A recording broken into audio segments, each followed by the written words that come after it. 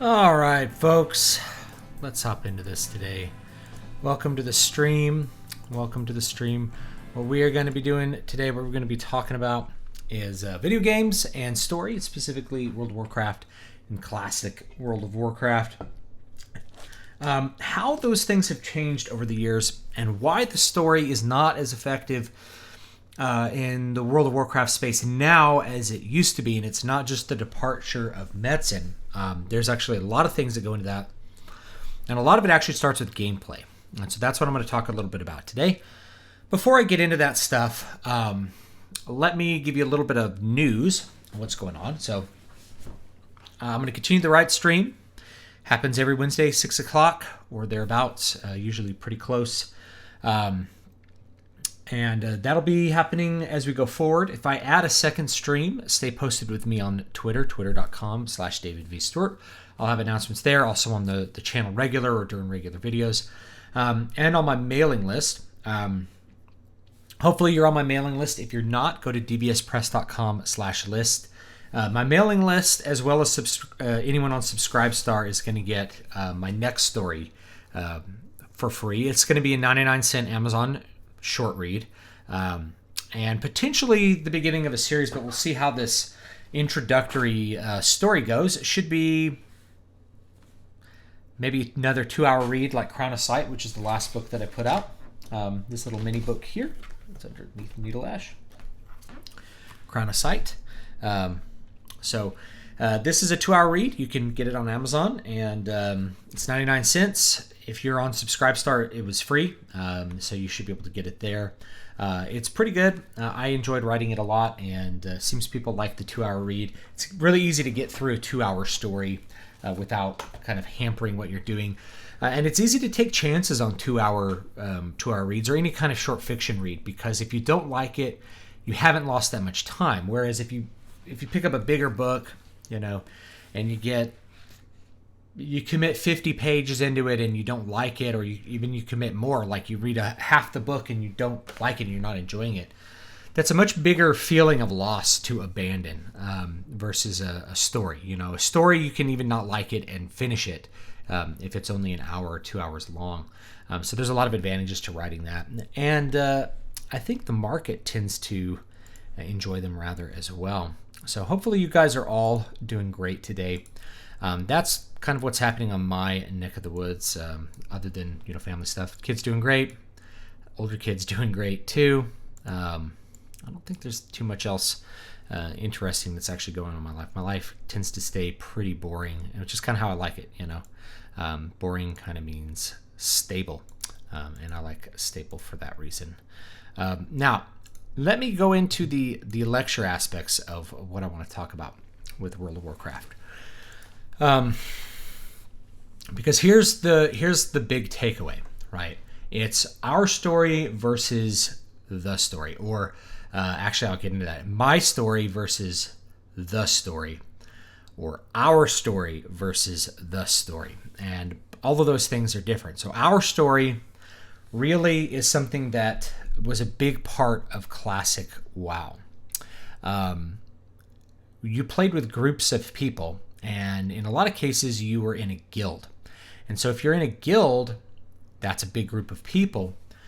Guilds were a big deal back in vanilla. Which guild you were in, how your guild behaved, how it was received on the server mattered a lot, because if your guild had a bad reputation, then people wouldn't want to group with your members. People wouldn't want to join your guild. Your guild could suffer attrition and die.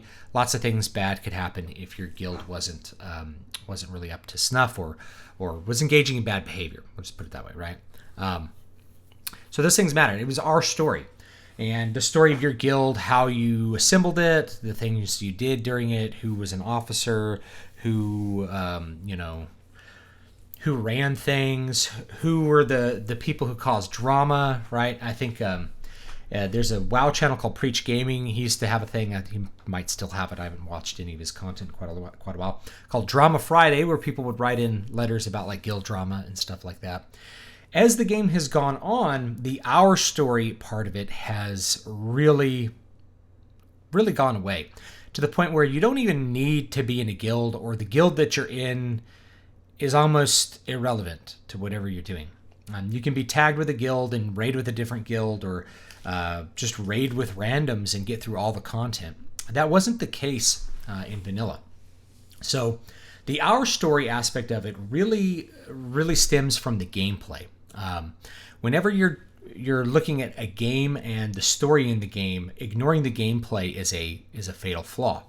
The Our Story and the My Story really has to do with the stories that you create as a player, the experiences that you have, which are unique and which are yours and have to do with your actions and your losses in the game.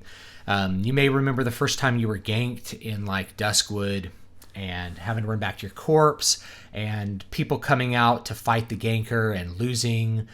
You may remember a bunch of different things like that. You may not remember the quest text of Duskwood. So that's the difference between My Story and The Story. The Story has to do with, which larger than life character from the Warcraft games, like Warcraft 1 through 3, is doing something important, or, that's the story. So if we go back to classic, the story is extremely broad, and almost all of it takes place in the past. So it's in the form of lore rather than in the form of you being an active participant in it. As the game has developed, that's shifted a lot. And it's changed to a format where you as the player are not just the active participant in changes happening in the world, but you are the main driving force. So by the time you get to Warlords of Draenor, you are the commander of the Alliance, and you have a garrison. Everyone else on the server has a garrison too, and they're also the commander of the Alliance. And so the illusion starts to break down because the story is talking to you as if you're the only player of what you're seeing, when you know that's not the case, and all of the other gameplay is built around the reality that that's not the case. This is different from a single-player RPG. If you're playing Dragon Age Origins, yeah, you are the Grey Warden, right? If you're playing Elder Scrolls, you are the Dragonborn. There's nothing separating that. There's no question about that, because you're not playing along somebody else who, by definition, can't also be the Dragonborn. But that's where we ended up developing in World of Warcraft, and that continued. As you went to Legion, you did have more class fantasy, but rather than being the commander, you ended up being like the high priest or the main rogue. And it really became a very self-centered story. So as that has taken place, the My Story elements have been pushed further and further into the back. And that has a lot to do with gameplay, not just approach to how they want to tell the story, because how you want to tell the story affects the gameplay, and the way that you build the game determines how the story unfolds. These things are always linked in games. So if you're a game designer, or you're thinking about writing for games, or you want to get into game design, one of the things that you need to take a look at with your favorite games is how the gameplay interacts with the story, and how it can inhibit it in some ways, or how it actually creates the story. If I go back to Dragon Age Origins, I've talked about this in a piece of content called Content versus Systems, or Systems versus Content in RPGs. A huge part of the gameplay centers around your decisions and what you do. The decisions are the gameplay in Dragon Age Origins. So even though they actually don't have any significant effect on the way the game actually pans out in terms of the way you play the last level and what actually happens, there's a couple of different endings, right? Then there's an epilogue that just kind of ties in whatever your decisions were and gives you the feeling that you have played your story rather than playing the story. So it becomes more about how it was personal to you, and the gameplay, all of the dialogue, and all of the ways that you talk to NPCs and talk to your party members ended up creating a gameplay experience that's very repeatable in Dragon Age Origins, simply because you can do all the opposite decisions. If you put the blood into the ashes of Andraste, you can learn to be a Reaver with your warrior, but Liliana will attack you and you'll have to kill her. Or if you have a high enough reputation, you can get her to just leave, right? Like, there's all these different possible outcomes for each decision, and that's really what the game is. The game creates your story. And that's why it is so successful, and it's why they can't replicate it, because the developers, all the developers who made Dragon Age Origins for the most part have moved on, And those who've replaced them are trying to marry a traditional narrative style of storytelling into gameplay. So you have these two separate elements of like gameplay and story, and the two barely interact. You create decisions that just don't really affect anything or affect the story in ways that are non-committal, boring, or just irrelevant to the way that you do it. Or all of the decision making is pushed to the side and there's no big consequences for anything that you do. That tends to be another thing as well. So the thing about changing the narrative style of World of Warcraft, you can see at each expansion. And one of the things I see in chat from Jonathan Nichols, Cataclysm broke more than just the world. Absolutely. So it destroyed the vanilla world was gone, right? The original Azeroth was wiped away and it was replaced with one with, higher polygon count, better water, whatever else, lots of little different things. And that is really an expression of Blizzard's misunderstanding of what people wanted. Blizzard thought people wanted new content experiences, and they do, but each time you leveled a character, like I leveled multiple characters prior to Cataclysm through that content and never felt bored by it. Like, why shouldn't I have been bored of having to do the same Centaur quests out in Desolate? The answer is no, because the content was actually different each time because the people in the world were different and the way that I interacted with them was different each time. And especially because I always play on PvP servers, most of the memorable content that's part of my story or our story is generated by players. It's not actually generated by the NPCs, by the quests or the quest text. In fact, one of the things I love about the original design of World of Warcraft is the fact that the quest text, it's just written, you just read it, and you do the quest. And it gives you this feeling, first of all, without having to look at map markers, you had to actually read what the NPC was saying, and that increased your interaction with the world, which is something to note, which meant that you understood the stories better in vanilla. So people said, I don't have these connections with any of the quests nowadays. Part of it is that you don't actually have to read the quest text.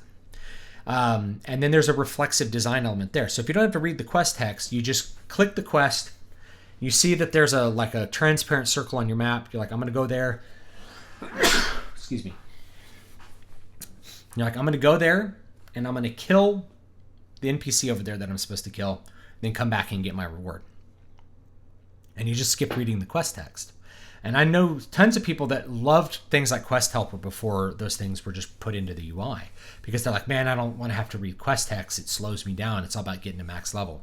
And at the same time, though, when you had to slow down and read the quest text, you had a much deeper connection with the world and with what was going on in the world. So as these things develop, so in Classic, you basically had an NPC standing around with a story that happened in the background. The story has already happened. It's lore, and it's interacting with lore from previous games like Warcraft 3. And your quest might be quite simple. Go get some basilisk brains, and you're curious why not every basilisk drops a brain. But you kill the basilisk brains, and you read the quest text to where they are, and you get a reward. And you feel like you interacted with a person who's part of a permanent world, right? And of course, there's going to be more basilisks there if you ever want to go back and farm them or something like that. It went from that to the guy who wants, to Burning Crusade. This guy wants boar meat. When you bring him the boar meat, he's like, now I want Ravager meat. Now I want you to find parts for my Zeppelin. Now I'm going to escape this area. To where there's a little bit of a quest chain. Now, the problem with the quest chain, people loved quest chains because they were efficient. They were used to really inefficient leveling in Classic. But once you got quest chains in Burning Crusade, where you were kind of going all the way around the map and everything was chaining into it, it felt very efficient, and it allowed you to have this linear progression of story where you were uncovering things in a particular order.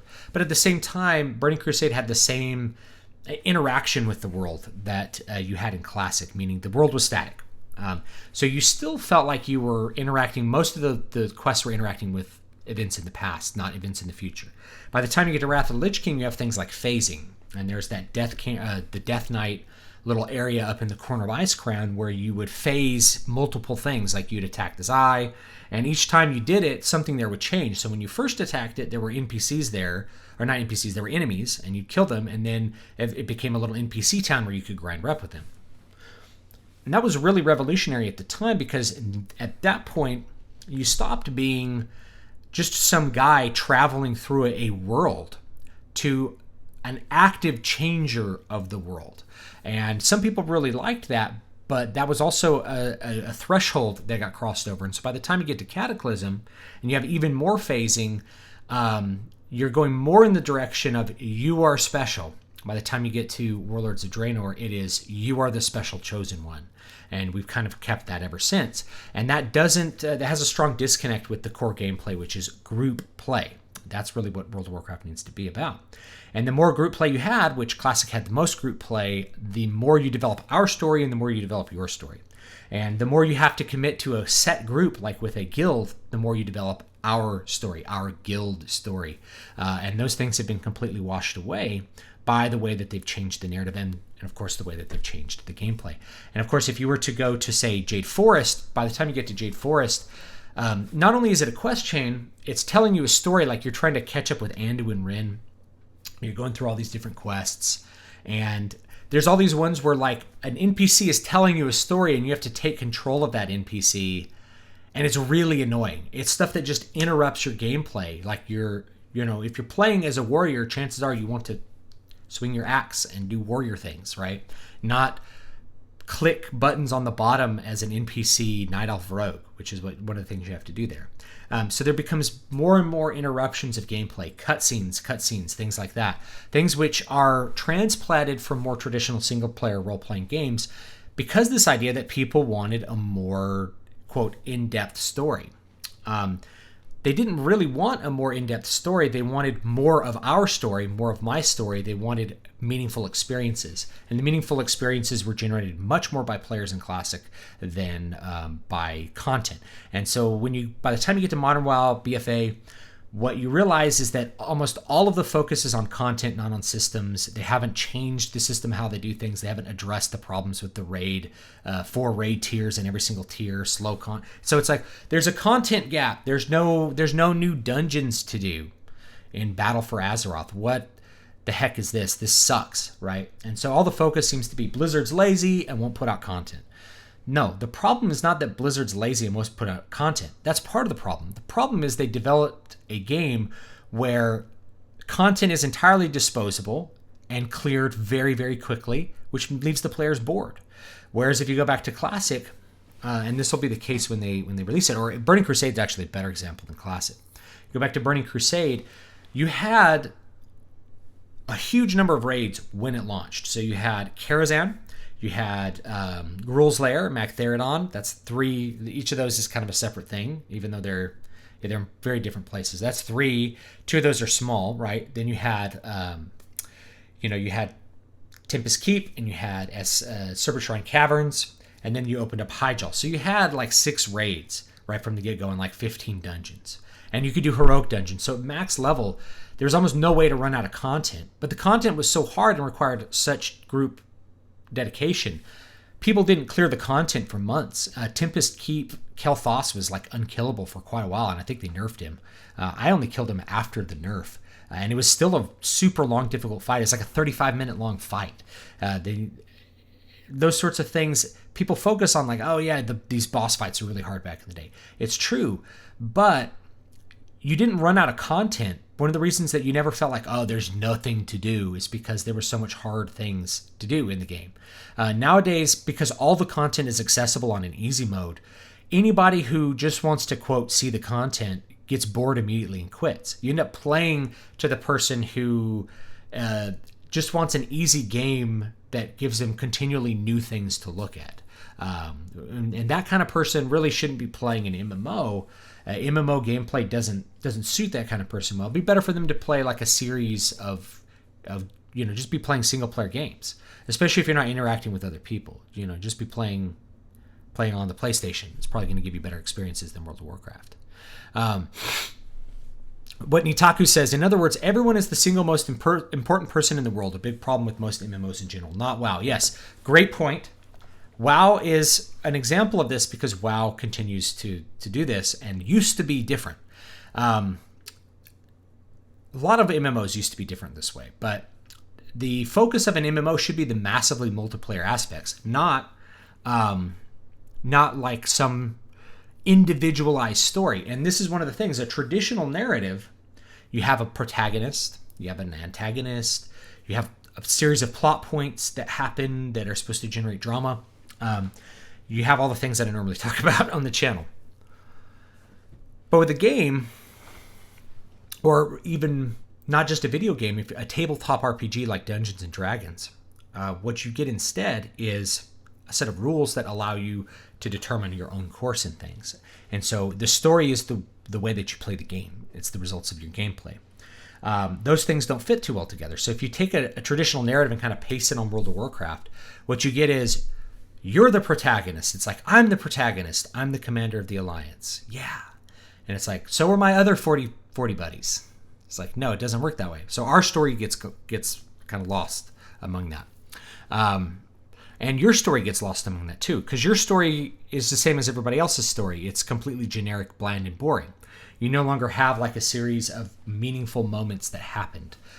Whereas I remember lots of different moments from leveling in Classic and since then, returning and playing on private servers and things like that. There's tons of different moments that I remember that were great. They were great moments. So that's the big separation that we've had with this, and you can see the development shift over time. The question I want to ask and I want to present a possible answer to is, why is it this way? Why do we have this problem of people coming in and not enjoying the game and quitting after a month? Why do we have this problem where we have 4 raid tiers and there's no meaningful satisfaction to just upping the raid tier other than, well, the fight was harder than it was before? I guess it doesn't feel the same as there's one difficulty to beating Cthulhu, and if you beat Cthulhu, it's a big deal. And that was the case back in the day. How do we arrive at this point? Well, my explanation is the squeaky wheel gets the grease.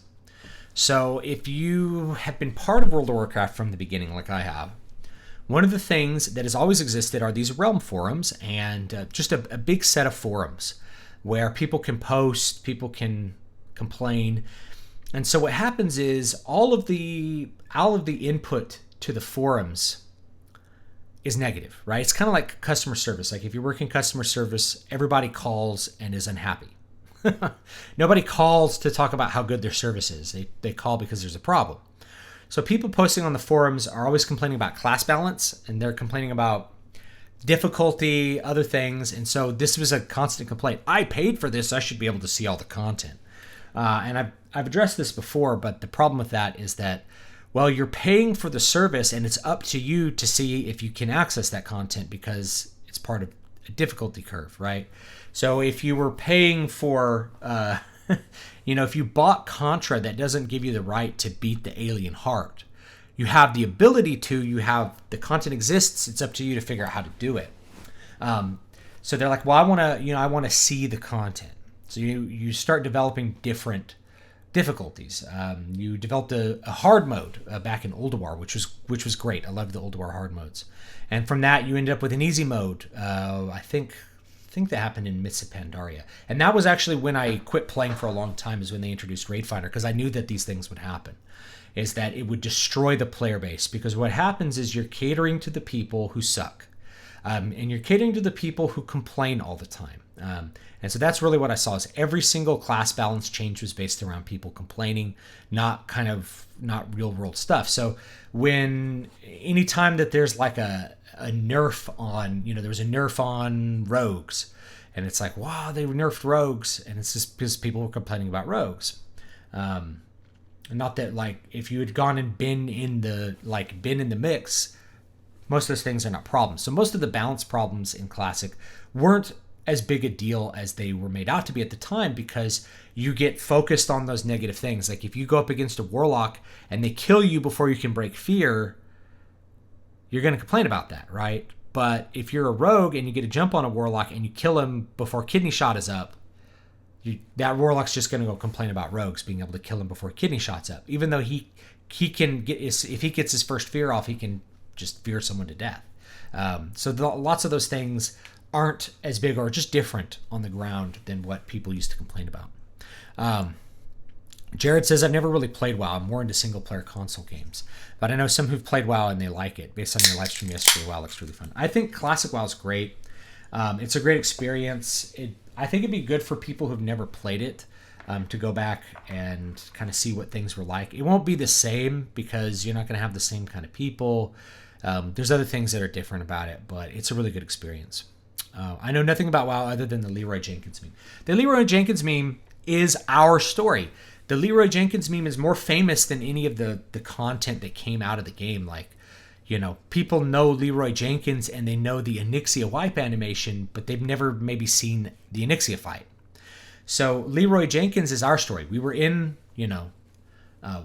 my guild, man, we were in Upper Blackrock Spire. We were trying to get priest shoulders for the paladin because they'd help him heal better. And freaking Leroy got bored of us sitting around talking about it.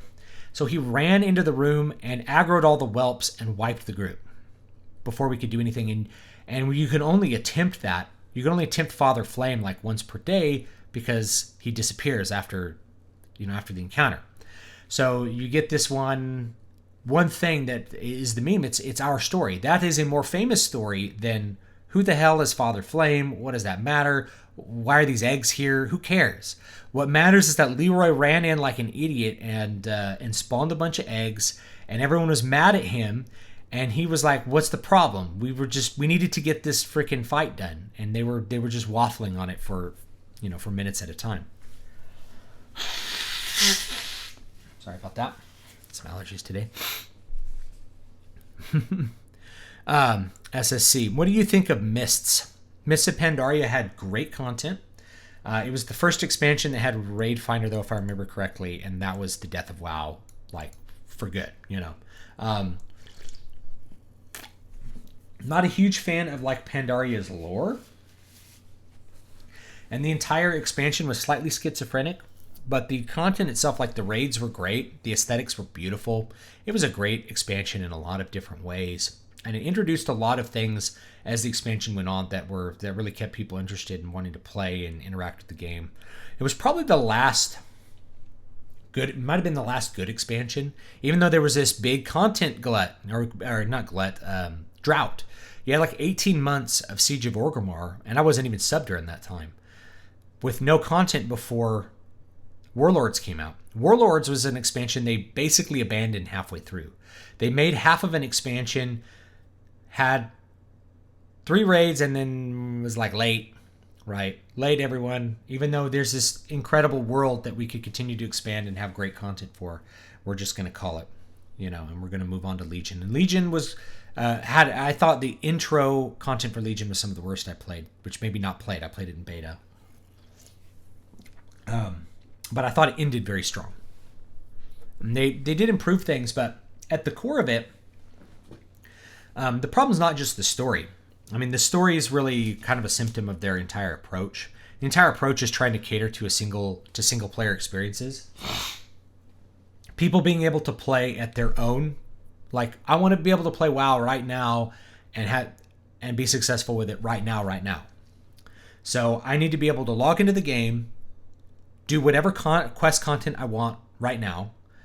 I need to be able to group up and do a dungeon right now if I want. I need to be able to group up and do PvP right now if I want. I need to be able to group up and do a raid right now if I want. It's the right now culture.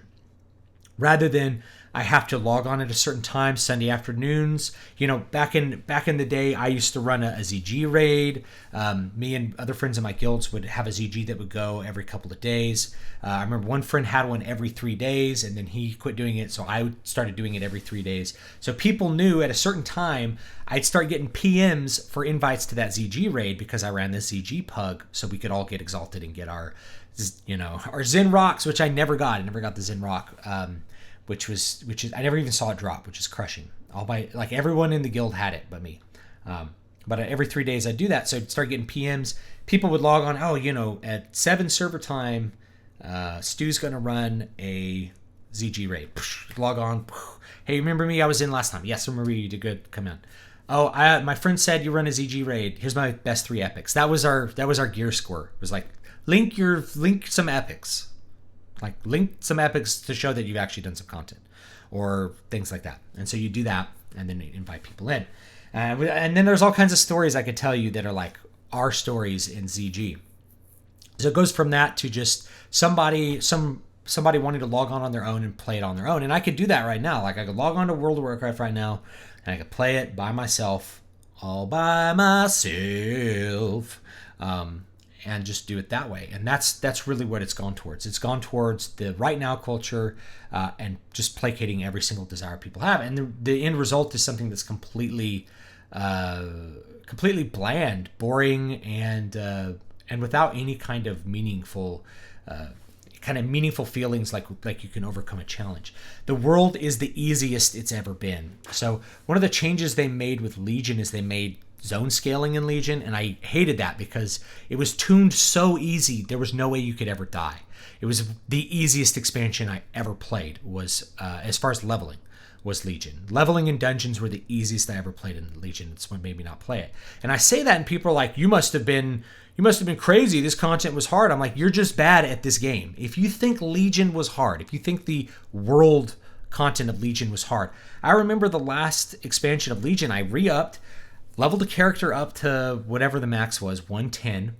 And literally within a week, I was soloing raid bosses as a priest. So the open world raid bosses that like were a daily, I figured out ways to solo several of them.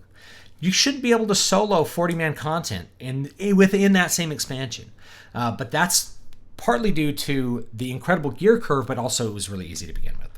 So it's really easy to begin with, and the gear curve, because you have 4 tiers in every single raid. All the freebie gear I got out in Argus was essentially, if you looked at, the first, I don't remember what the first raid was called right now, but you have 4 tiers: Raid Finder, Normal, Heroic, Mythic. 4 tiers. Next one comes out, you have 4 more tiers. So really, the gimme gear at Argus was like, you're on like tier 12 of that expansion.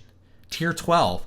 So it'd be the equivalent of walking into Molten Core, or like, killing an elite in some classic zone, maybe Lord Kazakh or something, with gear from ICC. That's the level of difficulty. Like, that's the span of it. So even though it went with your levels, the gear made it so much easier. Anyway, so Legion was super, super easy as a result. And the game is at its easiest ever. If you go back and play Classic, it's hard. Well, what Classic does, because it's hard, it incentivizes you to group up. When you're in a group with another person and you're doing something challenging, there's a threat of death, and you do die sometimes. Like on the live stream last night, I definitely died at like level 3 because we were stupid, right? That creates a relationship with that person, and then you have our story. Hey, you remember when we summoned Misriel and we didn't realize that it was an epic elite and she just owned the crap out of us and started running through the zone and didn't despawn, and we had to get a group of like 10 people to try to kill Misriel, and then we didn't get the quest complete because we were in a raid. You remember that time? That's my story. Those are our stories. Those are the stories that you create when you just kind of set the pieces out there. You just have content that's out there. You have things that exist and reasons to kill things, and you let people make their own content. That's what ends up happening. Let me read some of the chat. TJ, did WoW influence your writing in any way? I mean, it influenced world building aspects. Obviously, it doesn't. It had no influence on plot, no influence on characters, right? And that's because the best experiences in WoW, who's Thrall as a character? It doesn't matter. It's not about who Thrall is, it's about who your best friend is. We don't come back to WoW because we care about what happens with Thrall. We don't give a crap about Thrall. We care about our friends, and we care about what happens with our guild. That's why we log into WoW, right? But world building stuff, totally, yeah. But most of WoW's world building stuff is taken from other IPs. So you have, Cthulhu Mythos stuff working alongside Warhammer. Warcraft it's basically highly derivative of Warhammer, which is itself fairly derivative of other fantasy works, Forgotten Realms and Dungeons and Dragons, J.R.R. Tolkien, Michael Moorcock, all of the classic fantasy writers. All that stuff gets kind of derivative of itself. So that's, the setting stuff, yeah, but everything else, no, because none of it really matters. This is why games don't adapt well to movies. And the Warcraft movie is no exception. But games don't adapt well to movies because you can't replicate a gameplay experience in a movie. It doesn't work. And if you look at a game as just a series of plot elements, events that occur with some characters, like a traditional narrative, you're missing what the game is all about. Nitaku says, I remember when they first nerfed Warlocks, I had to change to a mage. Yeah, I remember that. Well, they buffed Warlocks originally were terrible. Like, you couldn't do any damage. Dots didn't do anything, and there was only 8 debuff slots on a raid boss. So there was no reason. Like, Warlocks were the worst class in the game for a while. And then they buffed them. They buffed them big time in Classic. And I think there was a big nerf. I don't remember which expansion, but they nerfed Fear. They gave Fear diminishing returns, which was a huge PvP nerf. Huge PvP nerf. Jonathan Nichols, if you waited for the next expansion, then you could pretty much solo the previous version's dungeons. Absolutely. I soloed regular dungeons at level in Legion, right? Like level 110 dungeons, you could just go solo them at 110 with no problems. No problems at all. I did that on a rogue. So in order to get the transmog for the updated Thunder Furies, I have a real Thunder Fury on my rogue, by the way. So I have the real Thunder Fury. Didn't get it at level, but I have the real Thunder Fury. But I wanted, you could get a dual Thunder Furies transmog. In order to do that, you had to go farm these bosses for Thunder Fury drops. And I soloed that at level. There you go. If you knew what you were doing, it was totally possible to do that. That was something that was designed for 5 players. But if you just had gear from Raid Finder, the last Raid Finder, the Throne of whatever it was, the Argus raid, then you could just go in and solo it, no problem. Felipe says, Alliance, Horde for the win. I've played both. So I leveled to 60 on Horde in Classic. That was the first. And then I had 260s on Alliance. Actually, no, I don't think I didn't get my Priest to 60 before Burning Crusade. But after Burning Crusade, I ended up playing Priest for quite a while. I really like the Priest class. At least I have chicken. Wrath of the Lich King seemed like the tonal peak of WoW. Absolutely. So it was the peak of WoW in a bunch of ways. It was the peak of WoW for the player base. It was the peak of WoW for the quality of raids and the way that you interacted with them. It was the most balanced point between the casuals who really had trouble getting in a 25-man raid and really had trouble maintaining a big guild and doing really hard stuff that they all had to work together towards, and having content available that rewarded the really hard people. So it was the best balance. I still prefer Burning Crusade and Classic with no balance, like all the balances towards the hardcore raiders.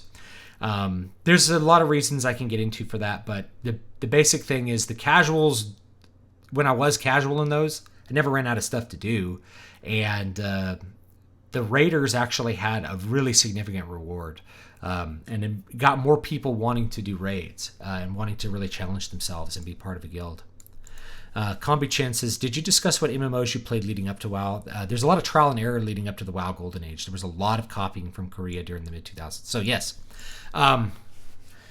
So Dark Age Camelot, a very good classic one. I think pretty influential on WoW with the factional PvP thing. Of course, EverQuest. EverQuest is a big deal.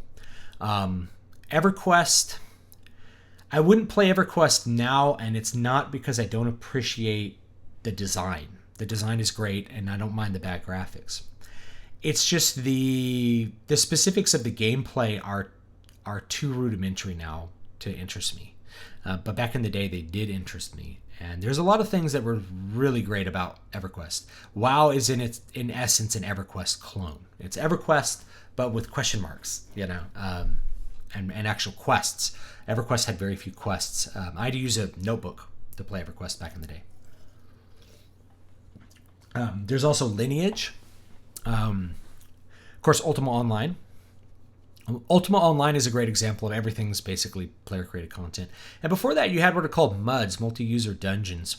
Multi-user dungeons, a lot of times they were animated with ASCII maps. So like, characters on your keyboard portraying different symbols, and you went through a dungeon, or you did it entirely by text, like go forward, go back, a wolf attacks you, cast fireball, right? That kind of stuff. Multi-user dungeons, which go back to like the 80s. They're old school. So MMOs are older than people realize. There was a lot of trial and error, and WoW represents, I think, in its own way, classic WoW represents the best balance between what would happen afterwards, which is garbage, and what happened before, which is almost inaccessible for most people, right? So it was accessible, but it was still really good for people who wanted to be achievement and really wanted to dig in and have a lot there. And then, of course, there's games I played after WoW. Played Aeon. I played Warhammer Online, which was great in its own way, but the market wasn't ready in the West for either of those. Even though I think Vanilla Aeon is probably Vanilla Aeon was really good. It was a really, really good game gameplay wise, and just beautiful aesthetics. Great concepts, great design. Vanilla Aeon was awesome with the rifting. It was just such an amazing, cool game. I really wish Vanilla Aeon would never be a thing here in the West, but maybe in Korea people might ask for Vanilla Aeon. Aeon, A-I-O-N. Great game, absolutely great game. I haven't played too much other stuff since then. I'm trying to think. I played ESO. I've streamed ESO in the past. ESO is good in its own way, but it's pretty much an MMO light. It's MMO light. People wanted it to be multiplayer Elder Scrolls. It's not. Instead, it's MMO light. MMO light's okay. Like, I would rather play ESO, I think, than retail WoW as far as MMO light if I was just playing by myself. ESO is really good in that sense. Same thing with Guild Wars. Guild Wars 2. Those are good. Those are, again, MMO lights. There is no hardcore MMO left anymore. Maybe Final Fantasy XIV. I haven't played it, though. So, I don't really know why I haven't played it yet. I just hadn't been in the mood to try out Final Fantasy XIV. Final Fantasy XI was great, but it was a little too much for me back in the day. And I was already playing WoW at that time. Lego Green says, when I used to play a lot of games, it was always about gameplay. Yes, gameplay is center, in my opinion. If you don't have good gameplay, you might as well not make a game. If you're like, well, we want to make a story. We want to make a game with a great story. And I'm like, okay, well, what's your gameplay like? It's like, I don't know yet. I just know I have this story. It's like, have you considered writing a book or making a movie or an animation or something? Why does it have to be a game? So, well, I like games. So, yeah, but if you like games, you should start with what kind of gameplay you want. So I believe story lore is always inferior in games versus a single author book. Many chefs spoil the meal. Thoughts on this? I agree. So WoW's lore is quite schizophrenic, but because of the game design of Classic, it doesn't matter. You can interact with the lore as much as you want or not interact with it as much as you want. As time goes on and you have a more narrative attempt at some sort of single coherent narrative that's focused around the player as the protagonist, you get it gets much worse and much wonkier, to the point where like things are cheesy and lame sometimes, and you can tell that there is too much committee, and I do believe too many chefs will spoil the pot, or too many chiefs, not enough Indians. As a creator, I like to do as much by myself as I can. So the more people you get involved with something, the worse things have the potential to get. In some cases, more editors, more counselors will help focus things, but after a while you get significant diminishing returns. In Hollywood, there's a good example of a movie called Snow White and the Huntsman. I happen to know that this movie was revised somewhere north of 17 times. It might have been 30 or 33 times. There were 33 rewrites of this script. The script was bought for far more than most scripts are bought. Most spec scripts are bought for like 30 grand. This one was bought for like 300 grand or $1 million or something like that. It impressed people and they bought it for a bunch of money. But they were afraid to make the movie, so they had it rewritten 33 times until it came out as what it is, which is a jumbled up mess with too many people trying to put in ideas. There's no coherency. There's no flow. When you write a book and you have one single idea in mind, like this book that I wrote, it's really about one idea, which is, or really two ideas. So the main idea is what does history and memory actually mean? Are those things real? And if history does not reflect reality, is there any difference between reality and history once the people who remember what actually happened are gone? And if you could write history that became real, is there any difference between writing it and people think it's real and that? So there's like a deep layers to this, even though it's quite slim. If I had handed that story, if somebody else had edited it, they would have focused on the stuff that's just basic. It's like, well, you know, let me rewrite this dialogue for this point because I think it could be better. Let me do this differently. And then you'd completely lose sight of all the themes and the things which really mattered about the story and which gave those moments impact. Because what gave the moments impact, especially at the end of the book, has to do with this deeper meaning of truth, reality, malleability of reality, creation, birth, and destruction. Those themes that are at the very deep levels of this very short book. The moments would have no impact without those. So, in my opinion, too many chefs do spoil the pot. Kami-chan says, playing by yourself, that's what Final Fantasy XI morphed into. Even EverQuest morphed into that, to where you could have like a hired NPC follow you around because they didn't want to adapt the game. I played on PS2 at launch where it was mind-numbingly difficult to level up. Yeah. People were too poor to afford red potions. Yeah. I remember that. Same thing in Vanilla WoW, right? It took forever to level up. It took longer to level up in Final Fantasy XI, though. So it took forever to level up, and then there was no gold. Soloing raid bosses. One of the downsides of gear curves in MMOs, it takes players a bit out of the zone. Doing treadmills to get set after set after set, your character for his or her isn't any stronger or wiser. You just spent a month following a checklist and get the stuff and it makes you all more powerful. I always felt like that wasn't real, more like a second job stone. Absolutely. So this is one of the other great things about Classic. So there's a gear progression at the end of the game, just like there's level progression. But the gear progression occurs through different content, not in the same content. And this is extremely important. I don't know of any other commenter that's talking about this major problem in current World of Warcraft, but I'm talking about it now because it is the source of why everybody is bored and why WoW sucks. I think that the source is catering to people who, this system's the result of trying to cater to too many different kinds of people, but the system is the source. When you are playing Classic, you have a dungeon set, which you get out of dungeons, and dungeons are tough when you don't have any gear. So you get the dungeon set, which gives you a set of gear that you can use to go into Molten Core. You get Tier 1 out of Molten Core, and it takes a long time to get Tier 1. That's another thing people need to remember, is that, there's 40 people, you kill a boss, it drops 2 pieces of loot. It's going to take you a while to get your full Tier 1. But you go through, you get your Tier 1 set. Instead of turning on hard mode and getting the next tier, you go to Blackwing Lair, and it's all new stuff, and it's all new challenges. So rather than, Lucifron is now harder, it is, now we have to kill Razoryor. And this guy is really hard, and our hunters suck, and they can't kite anything. And we have to go out to Winter Spring, we have to teach all our hunters how to kite so we can get past this freaking boss, so we can get our loot, so we can, so we can keep, going on. So that's why killing Nefarian was like, we killed Nefarian! It was such a big deal, and it felt so cool to just see Nefarian because it was hard to see. And getting it on farm, you don't remember like the farming stuff. You remember getting to farming, Blackwing Lair. And so the next tier was AQ and the next tier. So what you have now is, if Classic were like it is now, you'd have Raid Finder, Molten Core. So you'd have final dungeons, and you'd have heroic dungeons, which are slightly harder and give you like slightly better loot. And then you'd have Raid Finder, Molten Core, which is like face rollingly easy.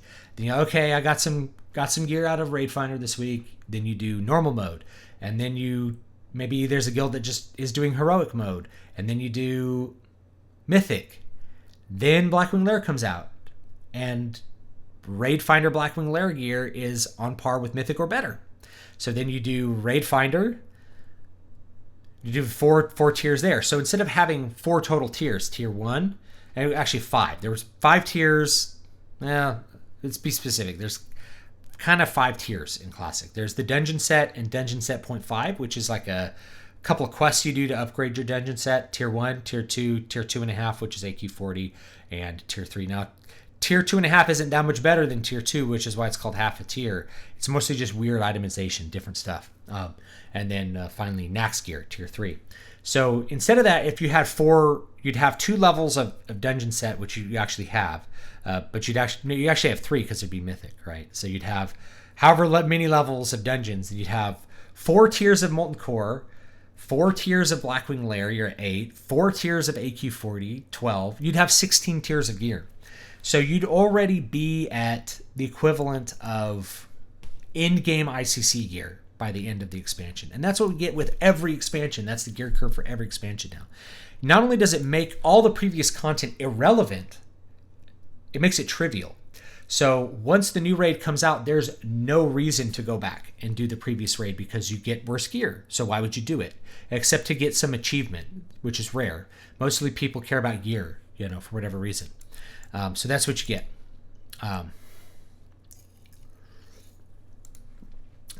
Terrapar says, I'm catching up at the moment. Thanks for the streams. I never got into WoW, but I'm looking forward to your analysis on the story. Yeah. So there you go. Bob Hoskins was amazing in Mario Brothers. I thought Mario Brothers was a pretty bad movie, but it has its own weird, funny quirks.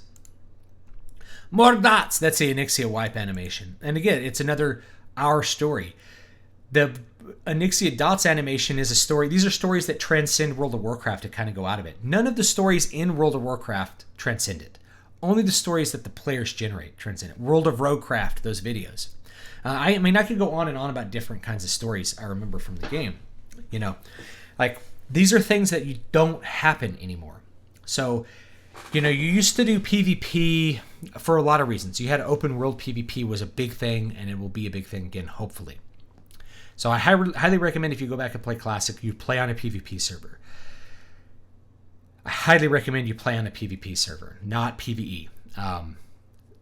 The game needs to be PvP. That's just how it needs to be. But anyway, we used to do Battlegrounds. Our guild we'd have like a 15-man group. We'd do a Arathi Basin. And you just queue up. You used to be able to queue up as a group, and maybe you queue up against pugs and you'd roll them, or you'd queue up against another group. Well, I remember we used to, from time to time, you'd queue up against people in a very recognizable guild on the other side. We played on Mal'Ganis, and the Mal'Ganis side had all kinds of good guilds. There was, on Horde side, there was Elitist Jerks. There was who am I thinking of? I'm trying to remember all the names. Elitist Jerks, Goon Squad. There's one I'm just not remembering that was a big deal too. There's a bunch of them. And online side, there's Ret, Validus. I was in CQ. There was FQF, which had a bad reputation. There was all these different guilds that existed. So we played Alliance back then, and so we queued up. We'd see Elitist Jerks. So there's a couple times we saw Elitist Jerks. You could click on it, and you could see all the names, and you'd be like, boom, these guys are Elitist Jerks, right? Because you knew their names because you've been out fighting them in the world since day one. And all of a sudden, you got to put your game face on, because not only are these guys great players, they are insanely well geared. And so, I remember one time we queued in against them, and all of a sudden, everybody stepped it up a level with what they were doing. It was no longer. It was this is a big deal. We need to beat Elitist Jerks and embarrass them and make them feel bad that they lost a game, because they almost never lose. And it was super, super intense, and we lost by we barely lost, and it was just it was heartbreaking. It was heartbreaking to lose that game, because we really wanted to be able to beat him and then make a forum post about it. It's we beat you on our alts with blues, that kind of stuff. But we couldn't do that. We ended up losing. And other times, we queued in against people we knew, and it's oh, dude, Smog's in here, and we would just kill him nonstop. Or out in the world, it's Mia Rose is over here at this town. It's over at Cenarian Post out in Zingermarsh. This is in BC, and we go gank her until there was some high level rating guild that had her in it just because she was a porn star. and they'd come out and gank us. And before you knew it, you spent 6 hours in an epic PvP battle that killed all the NPCs in the zone. Those are the kinds of stories. Those are the things that stick around. Not like what the quest text was for some... Not even the cutscenes, barely most of the boss battles. Do you remember, you know? So these are the things that really matter. Yeah, I saw the Warcraft movie, Jared. Me and Matt did not like it. We thought it was one of the worst movies we'd seen as far as like video game adaptations. It was cheesy on a bunch of levels. It could have been worse, but it was a terrible story. It was like bad for fans and bad for people who like movies. So if you watch it, you'll see it's like they couldn't decide if they were going to make a movie that's going to stick to the WoW lore and just be for WoW fans, or if they're going to make a movie that's going to appeal to everyone. And so the result was it appeals to no one. Like, the knights had these big plastic armor shoulders that just look stupid on physical actors. And the whole time you're watching it, you're like, why did they not just make this an animated movie? Everything's animated except for the faces of the human actors. They should have just made an animated movie. It's like, oh, but grown-ups won't go see animated movies. It's like, who's in charge of Hollywood now? Grown-ups go see animated movies all the time. Anyway.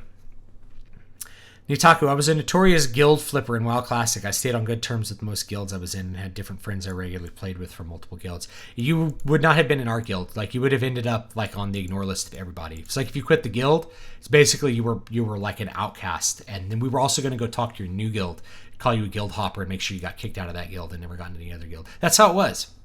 So like if you quit a guild on bad terms, there was a chance you could never raid again.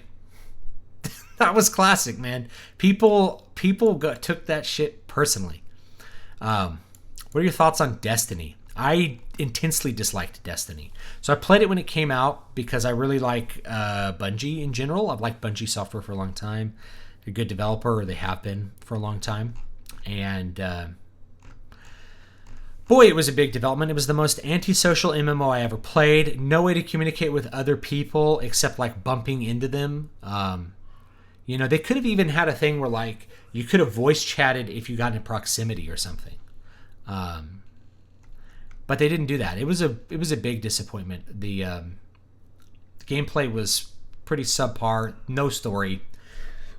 Again, they couldn't decide if the story was going to be about our story or like the story. So it ended up being about the story, but the story was only half a story and was basically just go to this area and kill some stuff. There was no story, which is really surprising considering that's the same studio that did like the Marathon series that had a lot of story to it.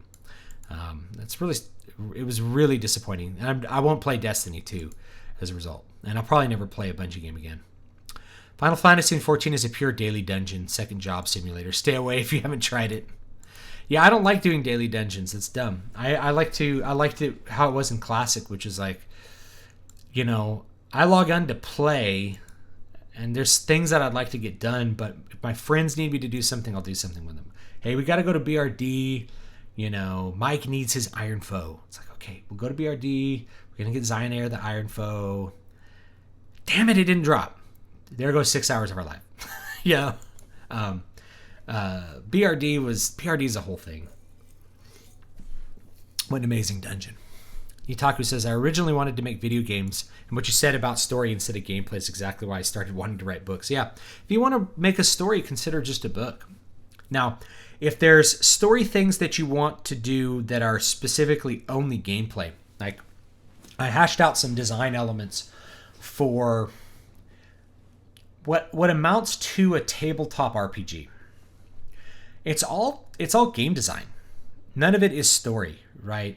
All the story elements, all the content that you fill into that comes later. You got to make sure that there's gameplay that you can actually play.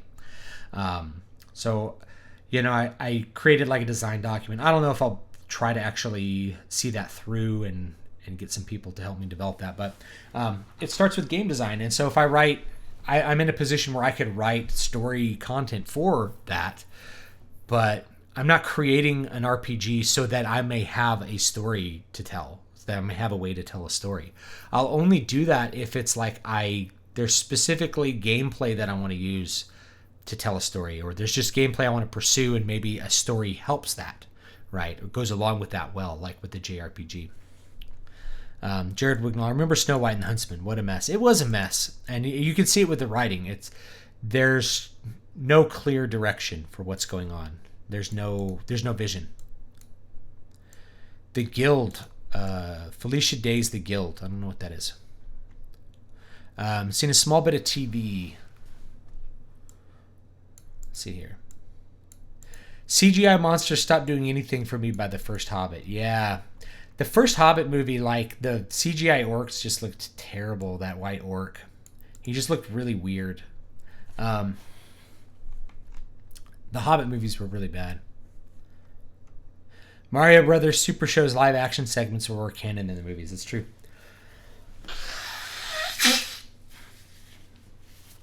Let's see what else here. Watching a raid boss wipe my dad's entire team with 0.1% health left, then come at my dad who was playing a healer, but die to my dad's arcane missiles mid-sprint was one of the most hype moments. It probably wouldn't be arcane missiles because that's a mage spell. It'd be like Shadow Word Pain or something, right?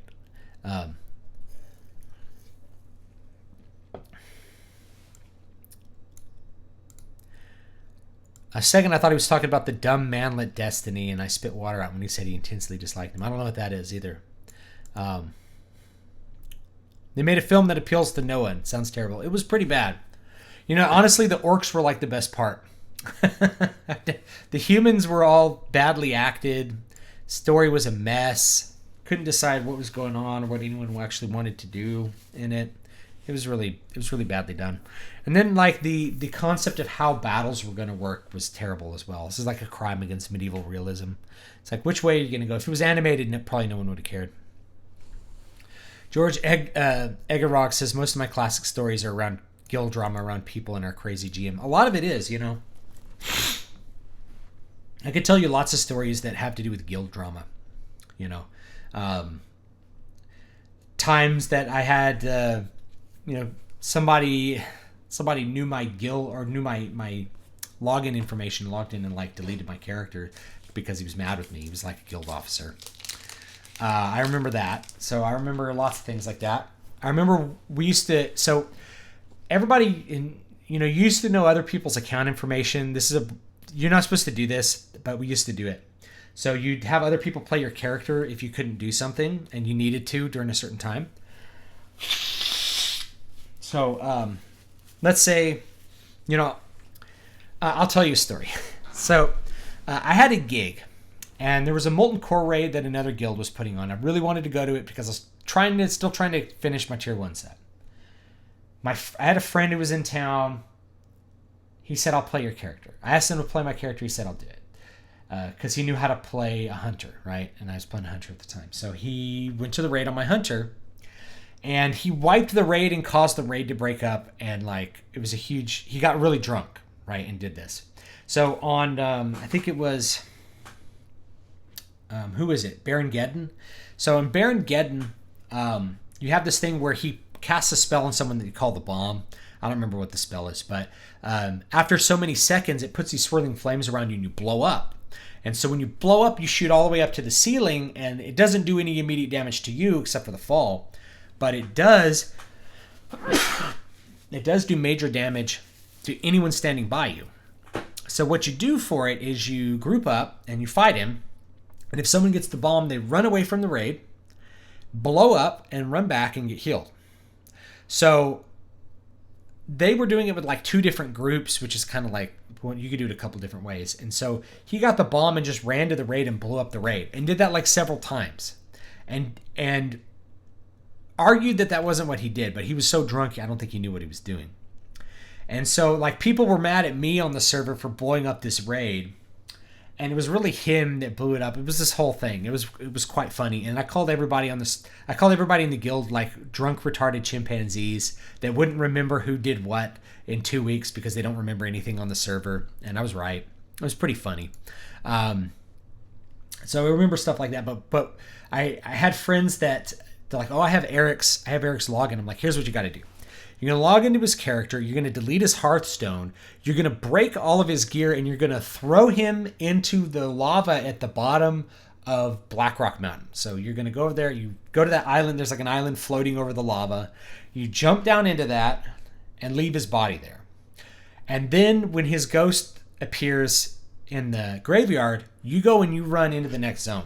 So what you could do is you could actually run from that graveyard at Blackrock Mountain. You could like run into Loch Modan. And so that's what he did. And he did that one time, and it took him like 3 hours to get out of that situation because you couldn't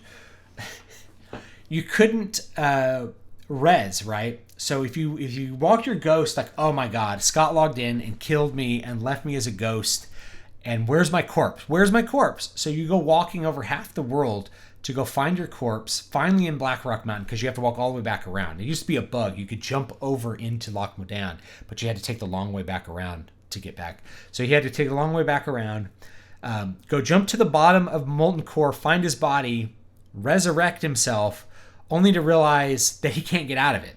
And all his gear's broken and he has no Hearthstone. And so then he has to spirit res and he still can't Hearthstone. And he has to walk. Oh, and there's no money. So he mailed all his money away.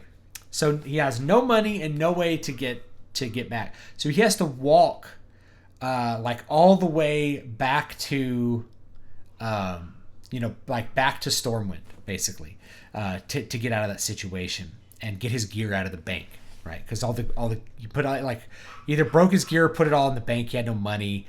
Had to wait till his friend got on and send him back his gold. It was a big prank. And so we used to do things like that to each other, and we had all kinds of stories with things like that we did.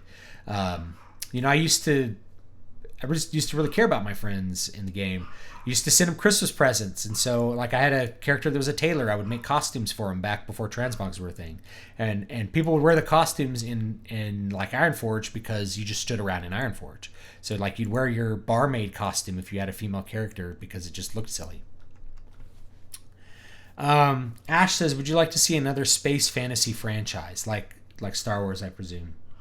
I don't know. Yeah, I mean, if it was good, I'd like to see anything that's good. Lego Greens, I forget if you ever did a Hobbit review. I did one with Matt Wellman on the Riders of the Dawn channel. If you haven't, an in-depth on everything that went wrong would be amazing to listen to driving to work in multiple parts. Yeah, I can do that on this channel too.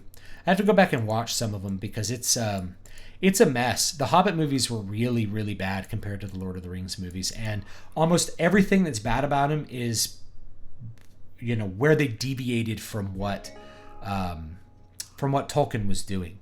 Because the beginning of the movie actually starts really well, except for Bilbo's miscast and acted terribly. But aesthetically it looks good. There's some cool songs, and then it just goes off the rails right away. And just stays off the rails for the rest of the movies. In the third movie, they decided it wasn't... Actually, no, this is the second movie. They decided that it wasn't right that these dwarves weren't heroic, so they have to make a heroic attack on Smaug that then fails. Or they, try to pour gold on him. It's so stupid. It's like, what were they thinking? Did they actually think anyone would accept... it totally... the suspension of disbelief is at one point for Lord of the Rings, and they just completely blew past it into, another realm. Ash, can you give me better advice on how to be a better reviewer? At times I'm at a loss of words of how to describe a film.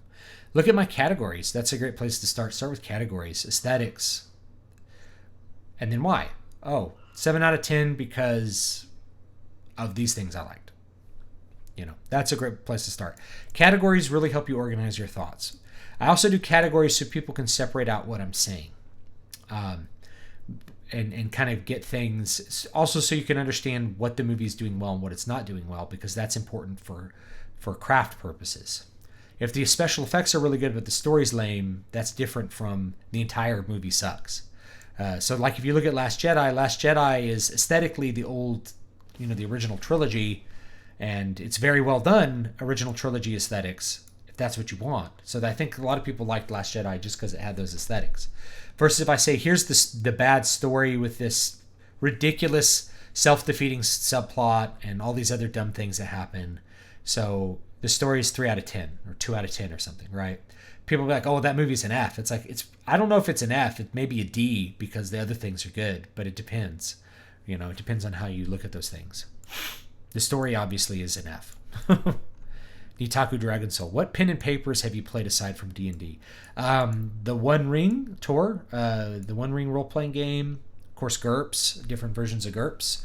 What was the vampire one? Vampire the Masquerade? There was a vampire one. What are some others? I think there's Warhammer fantasy role-playing game. I played a bunch in different capacities. D&D is the one I play the most. And it's the most familiar. And AD&D is where it's at, as far as I'm concerned. I like Advanced Dungeons and Dragons. That's what I like. That's my favorite. What's your opinion on LSD? I don't have an opinion on it. LSD is not like a drug that people... I guess there's some people who do LSD all the time. Like, it was a thing in the 60s. People would put a drug in their bodies and think that it gave them some sort of spiritual revelation. I don't think that that's the case. But I don't know anybody who's done psychedelics that's like does lots of psychedelics all the time. It's not like other drugs. So, like most things, it should probably just be legal. Lol, even I knew about Leroy Jenkins despite never playing the game. Yep. I think Peter Jackson lost interest at the time. He didn't want to make the Hobbit movies. This is a great point. So Jared says Peter Jackson lost interest by the time it came to making the Hobbit due to how long it took between Lord of the Rings and the Hobbit. Not just that, Hobbit was actually in development hell for a while. So originally he wasn't wanting to direct it. He just wanted to executive produce. Like, he wanted to be the George Lucas of these movies, and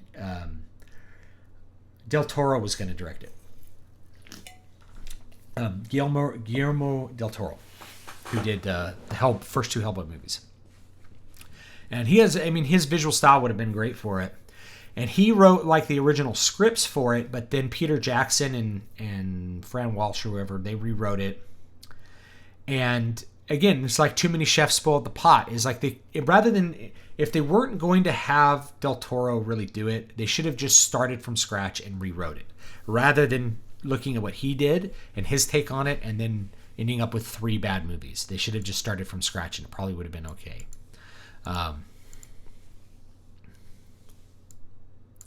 Matthew Lee, on a quick break from work, just came to say hi. Well, hello. I'll watch the stream later. Keep up the great work, David. Give your family my regards. I will. Thank you. I really appreciate that.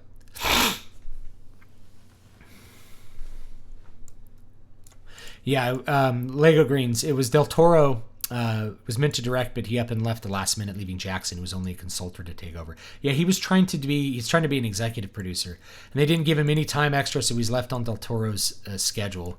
It's not just his schedule, like his script. They had to rewrite the script as they were going, and it was so heavily green screened. Ian McKellen started crying out of frustration. LSD or LSD Dream Emulator, that weird Japanese PS1 game. Have you ever seen the 1960s Disney Pollyanna movie? I have, but I don't remember it. I just don't remember it at all. It's been too long, probably 30 years. Yeah, there's a whole lot of, it was like the Hobbit movies were development hell, and Guillermo del Toro, he has an interesting visual style. I don't really trust him as a story writer. Now I read his Strain trilogy that he wrote with an actual other author, and it's okay. And it definitely was good in lots of different respects. But as far as translating Tolkien, I don't think that there was any kind of reverence to the core material with The Hobbit. Not the way that there was with the original Lord of the Rings.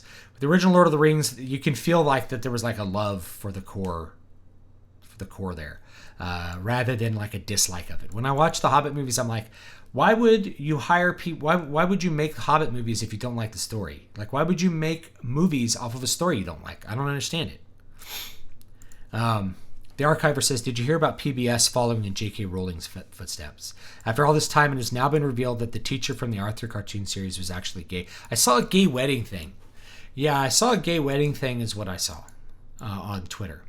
And obviously, I would not let my child watch that show, at least that particular episode, because he's too little for me to try to explain any kind of alternative lifestyle, right?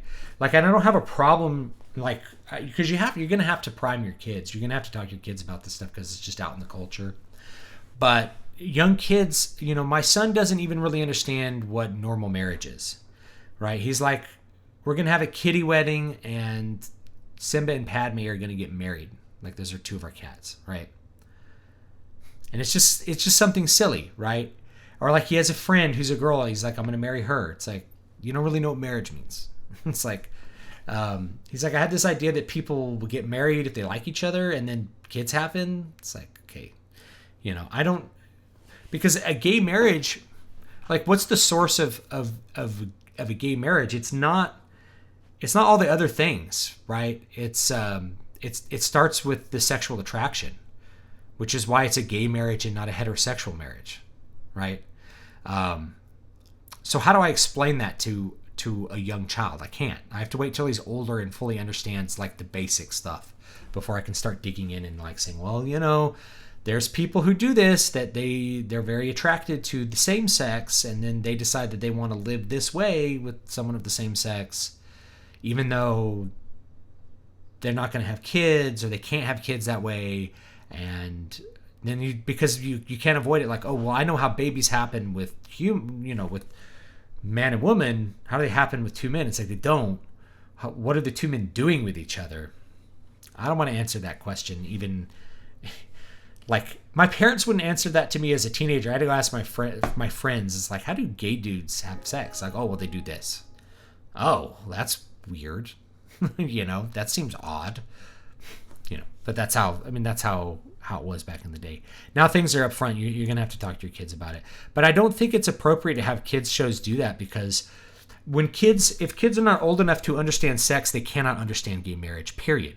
So you can only have, if you're going to have gay relationships in any kind of media, whether it's a book or TV show especially, you have to think about what that show is geared towards. Like, The Simpsons could have a gay marriage.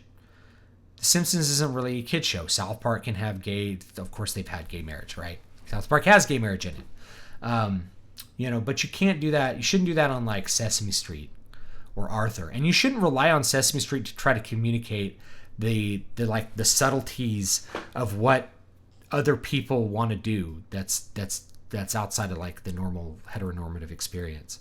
That you shouldn't rely on media to do that. That's something that you have to do with your own kids and prime them. And that's something that I'm going to have to figure out how to do with my son and my daughter, Have you played or read The Witcher? And if so, what are your thoughts? I played the first two games. I really liked the first game, even though it's very rough around the edges graphically and even gameplay-wise. But it had such a cool story and such great atmosphere that I really loved it.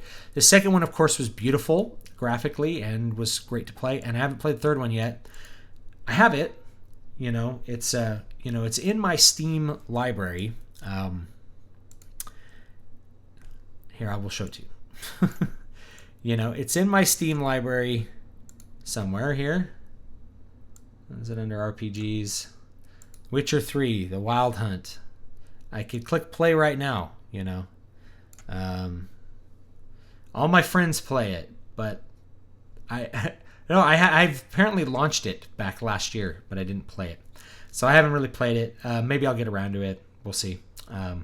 What kind of made me not want to play it is that everyone's like, it's a 100-hour game. I'm like, I don't really have 100 hours to play a video game right now. And I say that and I'm like, I'm going to play Classic WoW. It's like, I can actually casually play Classic WoW over a very long time and not invest that much time in it. Jackson also wanted to make Hobbit before Lord of the Rings, yet he couldn't get the rights at the time. I was able to make Lord of the Rings instead. Interesting. Have you played or read The Witcher? And if so, what are your thoughts? Okay. Yeah, sorry. I got that. One last thing with the Archiver about gay stuff. The character's gay all along, right? The character has been asexual all along, just like Dumbledore. Dumbledore's sexuality is not featured in the story. Therefore, some imaginary sexuality for him, like he's gay or straight or something, that's completely... It doesn't exist because it's not in the story. So, yeah, what J.K. Rowling does is incredibly cowardly, by the way, because if you wanted to have Dumbledore be gay in a kid's story, you should have just done that. And you should have been willing to deal with all the fallout that would happen from that, including people refusing to read your books and even more people boycotting it. Because Christians used to boycott that stuff because they thought witchcraft was bad. So if she was actually brave, she would have had Dumbledore with a gay lover in the children's story and dealt with the fallout from that.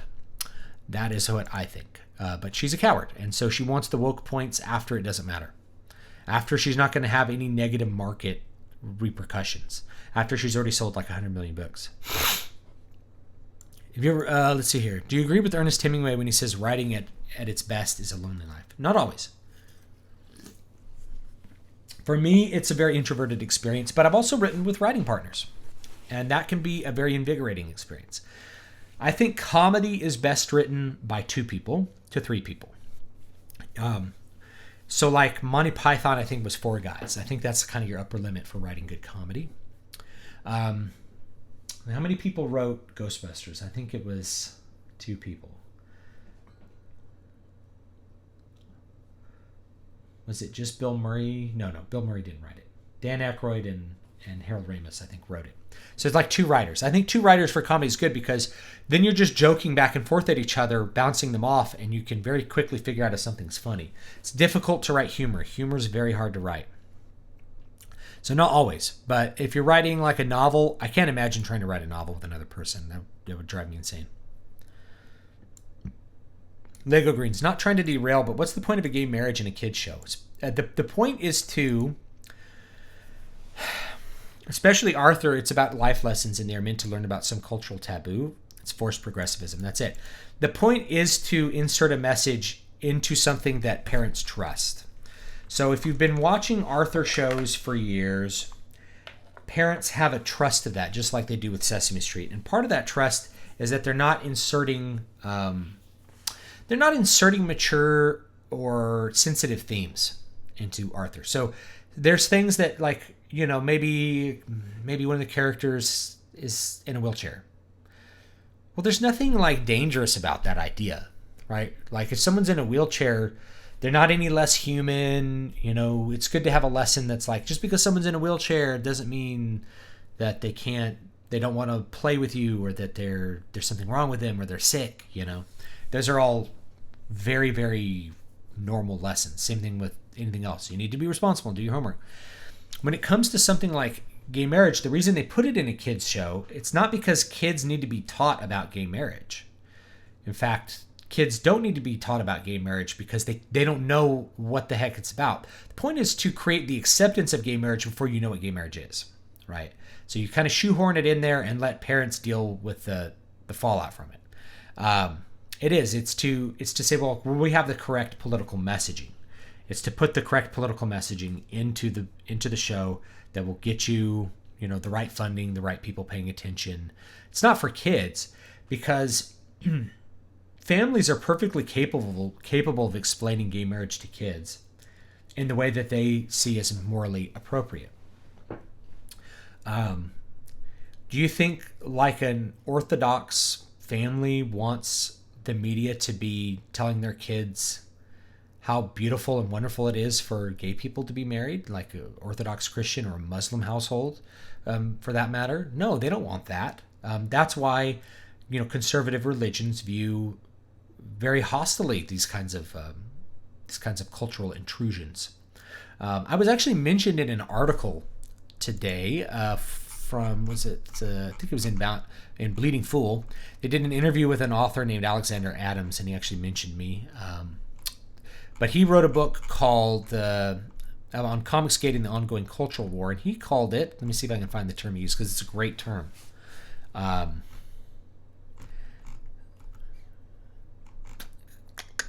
see here. The book is called Culture War by Alexander Adams. I'm trying to remember what he called it.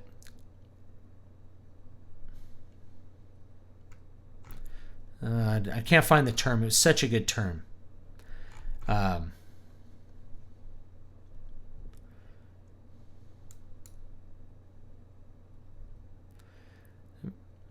me see if I can find it. Sorry, give me just a second. Go ahead and talk amongst yourselves.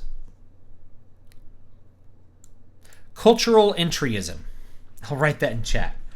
cultural entryism, which is entering into a subculture with the intent purpose of turning it into a political mouthpiece rather than to actually serve that. So when you take over Star Wars and then make it about like political messaging, like, oh, free the animals, not the slave children. Gambling's bad and capitalism's bad in Last Jedi. Made by a capitalist corporation. Of course, there's nothing to that. Cultural entryism. So cultural entryism is what that is. The point is to use a platform that's been built and trusted by other people before you and turn it into a propaganda mouthpiece. So the value of Star Wars was created by George Lucas and Lucasfilm over 3 decades. When he sold it to Disney for $5 billion, that was the value that Lucas created. Then they used all that goodwill that had been built up by decades of hard work from countless people making great stories, working on great movies, in a great universe. They use that goodwill to shout down to fans and to promote the messaging they want to promote. This idea of a casino planet full of evil capitalists is the most anti-Star Wars thing. It's just so ridiculous, to see. As ridiculous as like a feminist robot droid, which I thought was a joke. I don't even know if Leet the droid was a joke or not at this point, but I took her as a joke because she was so ridiculous. See if I missed anything else. Mills Beast, I've been playing Pathfinder Kingmaker and it's freaking rad CRPG. Worth a look. Yes, I'll take a look.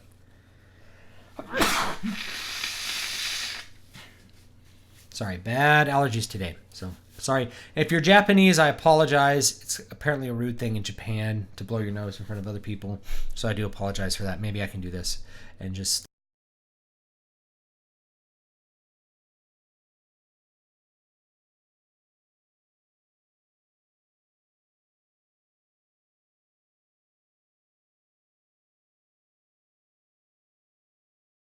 And we're back for no reason. I promise I didn't blow my nose. All right, Pathfinder Kingmaker. Take a look at that. If you want to make a character gay, make them gay. It's simple. Just don't make a big deal about it and shove it down the audience's throat. It makes it more realistic.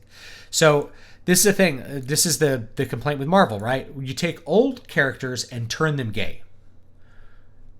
Oh, why are fans such bigots? We just wanted to make Iceman gay. It's like, why can't you make a new character? Make your own character that's gay.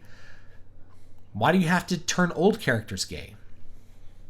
I mean, that's the general complaint with like Marvel characters and stuff.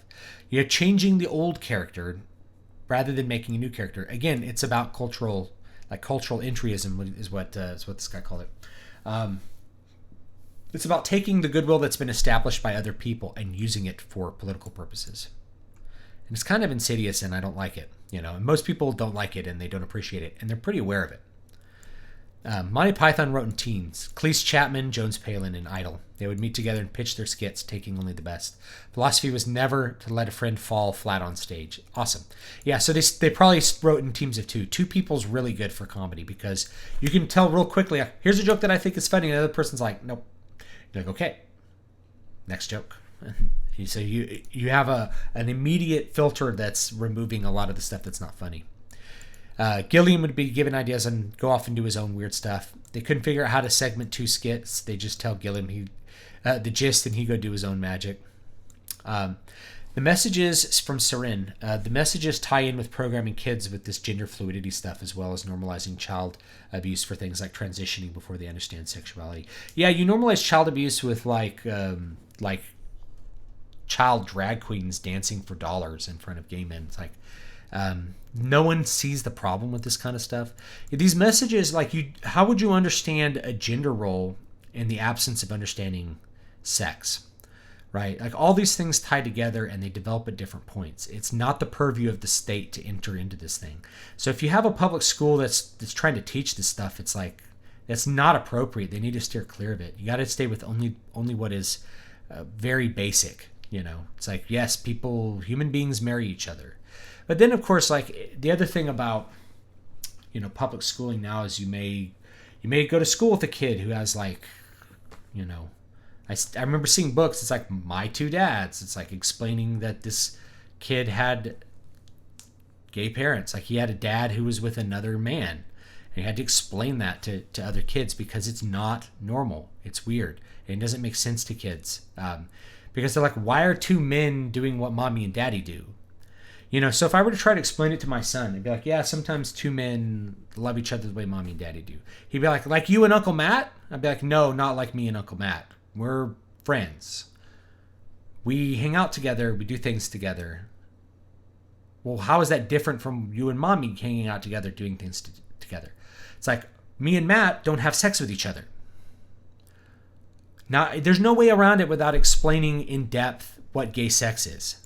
So it's just completely inappropriate for the state to be taking on that. And it's inappropriate for anything that's culturally, I mean, any kind of show that's directed towards children, certainly below the age of reason, below age 7, which a lot of these, like anything on PBS should not be touching this stuff. And if it is, here's a weird thing to think about. If it is, your tax dollars are paying for it. Let's see here. I've always been late to these. Is the success of Dark Souls... Oh, here we go. Sorry, I missed one from Bob. I'm fast forwarding from about an hour ago because you mentioned elitist jerks. Why do you think WoW is so broken when former elitist jerks GM Ian Hazakostas is game director? I don't know. He probably didn't get ganked enough by me. I don't know.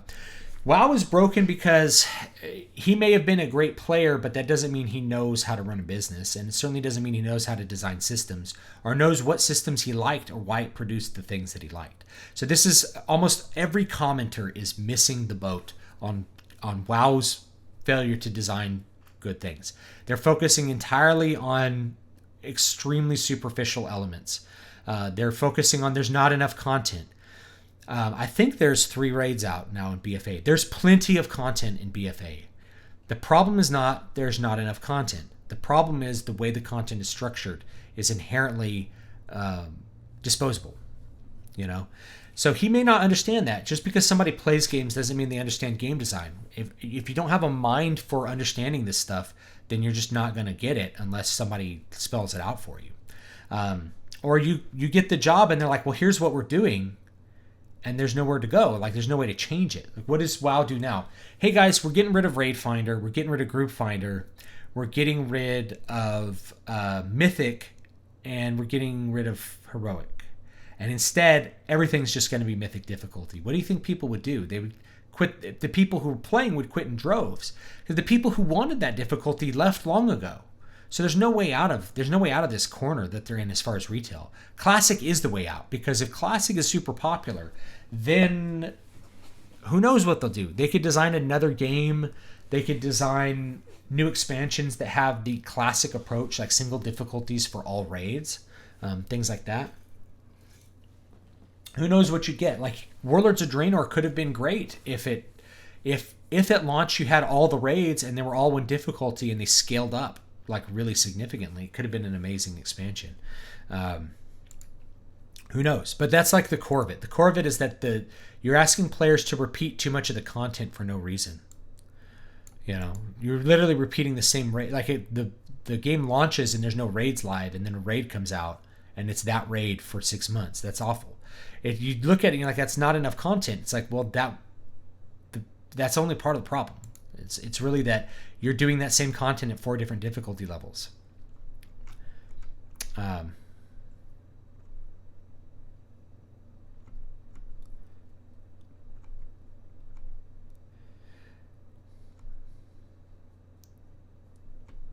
see here. Dumbledore's not gay. I'm sorry, I'm thinking maybe I missed some stuff. Sorry, yeah, it looks like I missed a bunch of good messages. Let me pop up here and try to address some of them.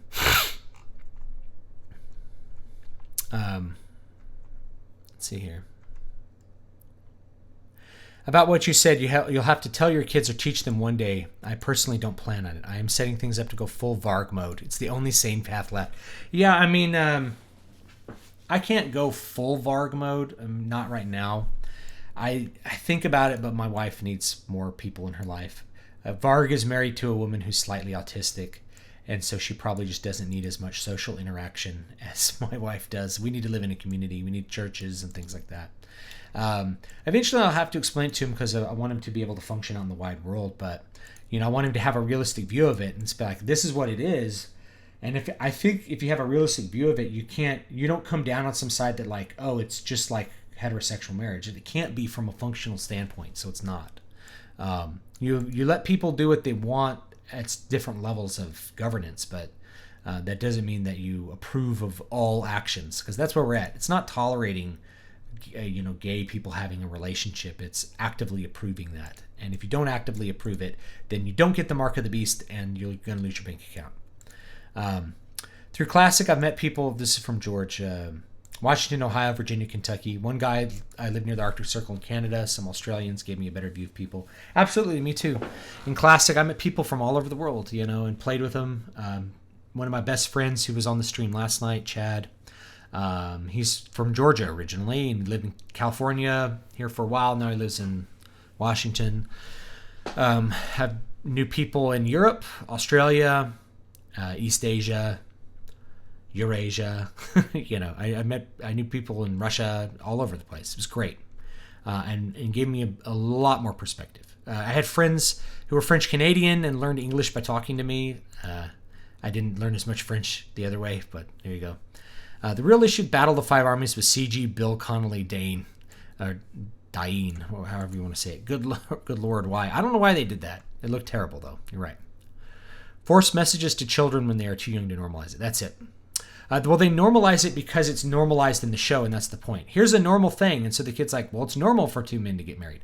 No, you need to stop and talk about that. This is still a very rare event, and it's not an event that you need to personally approve of, although you shouldn't harm other people if they want to do that. But it's, our religion says this is not appropriate and it's not right.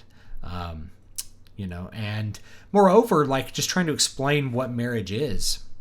Now I have to explain what gay sex is to a child. That's ridiculous. This is always the argument. It's like, well, they understand marriage without love with mommy and daddy. It's like, yeah, but to explain the exception, if the gay men getting married cared about children and family, they wouldn't marry another man. They would marry a woman.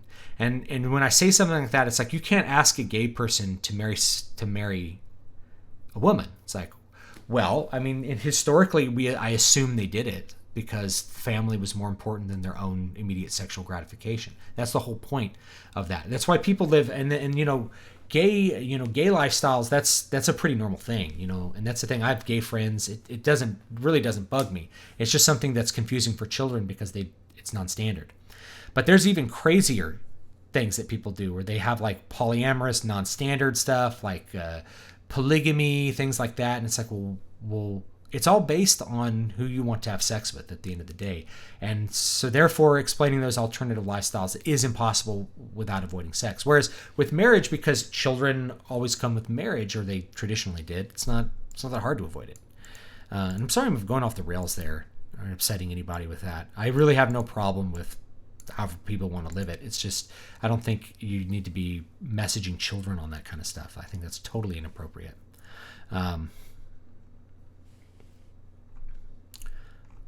right, yeah, jumping back down.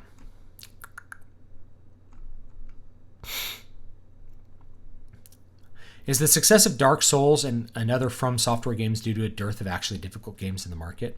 Well, it's not that. There's not that many super difficult games, but I think it's just they're good games. Like the gameplay's good and the challenge is satisfying. So the success comes from the difficulty, and the difficulty is part of the game design, and the game design's just good. They're just good games, and I don't think they'd be as good at games with easy mode. Do not accept easy mode from software games. And the fact that game journalists are like, there needs to be an easy mode on this new Sekiro game. I'm like, Sekiro should not have an easy mode. That's ridiculous. Maybe you can't complete the game. That's okay. Accept your limitations and move on. It'd be like going to a guitar store and being like, this is what easy mode is like, right? It's like, imagine you go to a guitar store and you see me like shopping for a guitar, and I'm over like shredding on some guitar, and someone sees it and they're like, why can't I play like that? It's like, I can't do that. So what we need is guitars that just do that automatically. So you press the string down and it just plays all the sweep arpeggios. And it's like, why would you want that? It's like, well, because I want to sound like that. It's like, okay, well then you need to practice and learn to play like that. It's like, no. You're not, you're being ableist by not creating guitars that automatically play all the sweep arpeggios for me. And when I want to be able to hit the strings and Dragon Force comes out. It's like, that's what it's like. Or saying like, well, your guitar over there should also do it, right? How does that impact your end result? It's like, well, the whole point of me playing some kind of shredding difficult solo is that no one else can play it. Right? 0.1% of people can play as fast as me. That's the whole point of me creating something that shreds, right? Like, people listen to Dragon Force. Dragon Force is great music, great compositions, especially as they continue to develop. But let's be honest, one of the reasons people listen to Dragon Force is they're really good guitar players. And so if everything was as good as Dragon Force because it was synthetically that good, which would be a low difficulty level for people who can't play guitar, then it would be pretty not satisfying to actually practice and be good at guitar. Why would you bother spending 8 hours a day learning to play guitar if there was a guitar that just made you sound like Herman Lee automatically? You wouldn't. It wouldn't be satisfying. So yeah, I think the difficulty is built into otherwise also good game design. Good aesthetics, good mood. There's lots of things that are good about From Software games, not just difficulty, but difficulty is part of it. Jared says, I began writing a comedy that could be a film one day. I began writing it based off conversations with my brother-in-law. He keeps giving me ideas and I just write them down. This is good.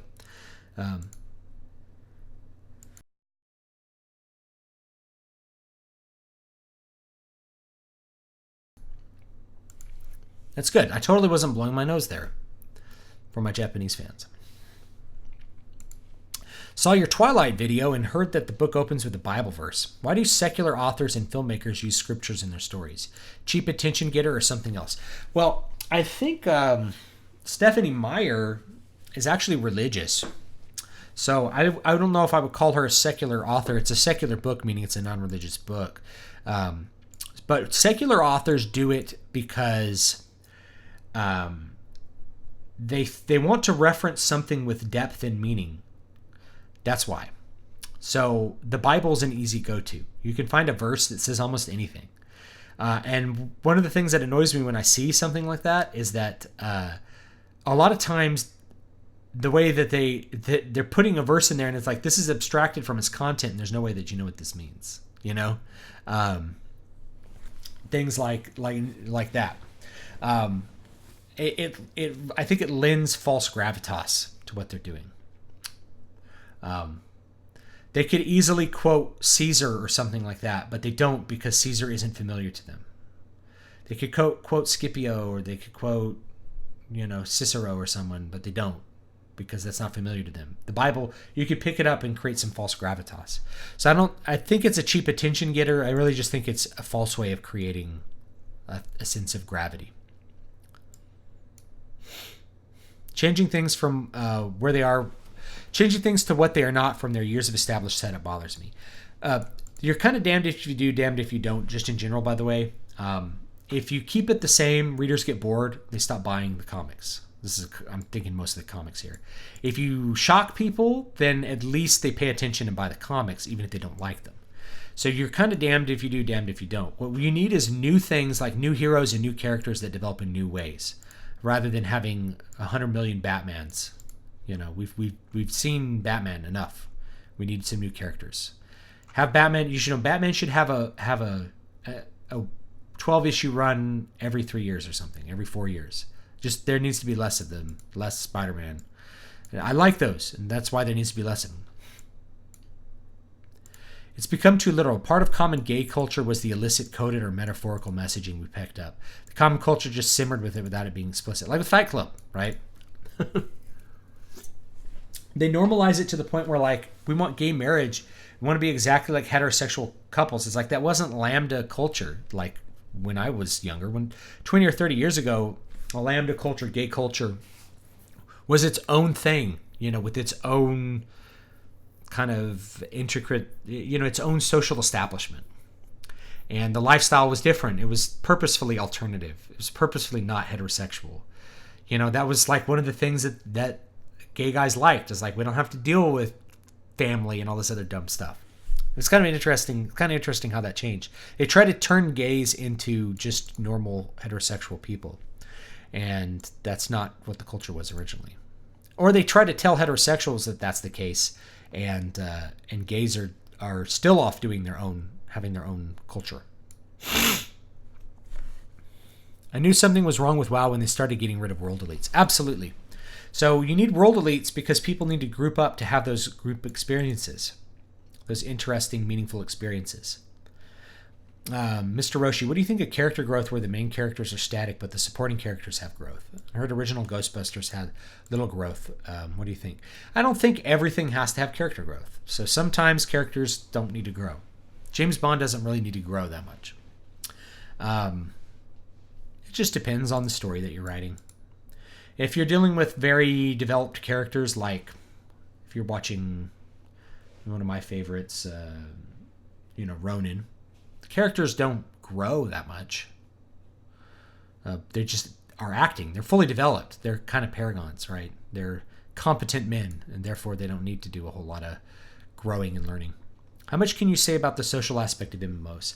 My friend has expressed that church is sometimes less meaningful than his online friendships. We're both Christians.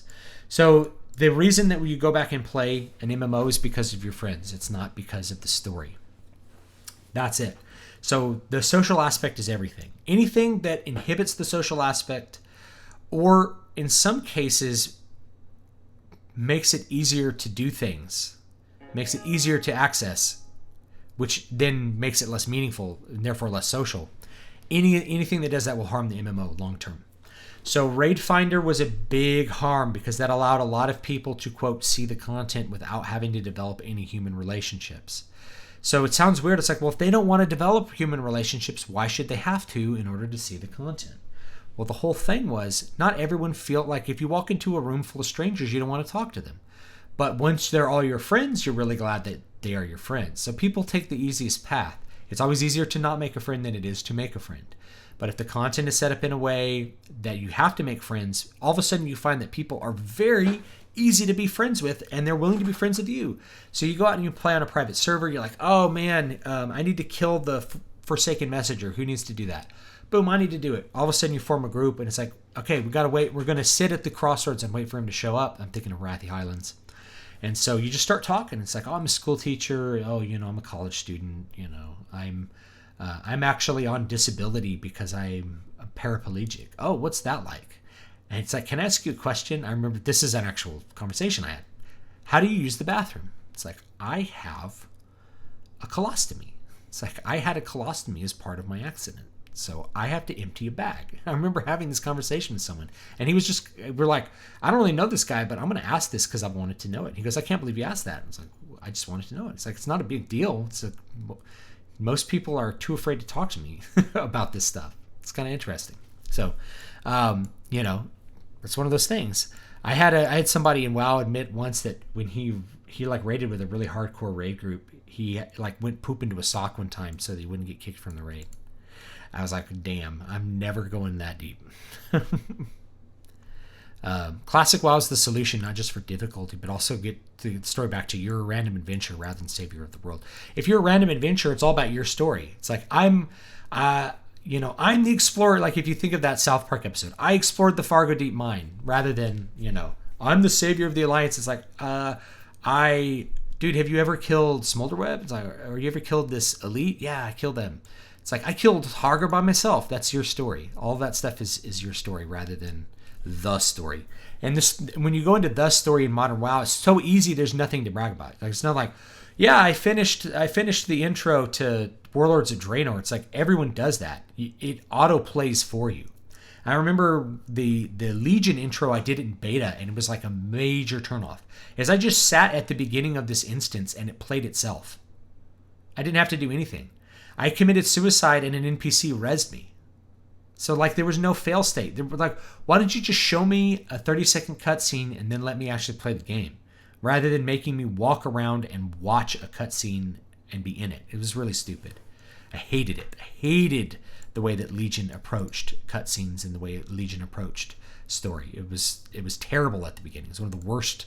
And the Demon Hunter starting zone is one of my least favorite starting zones ever. Even though people were very wowed by the visuals, it was like it's impossible to fail. Whereas if you were around for the stream last night, which you can't see because it's on private because it was a private server, and I don't want to attract too much attention to that.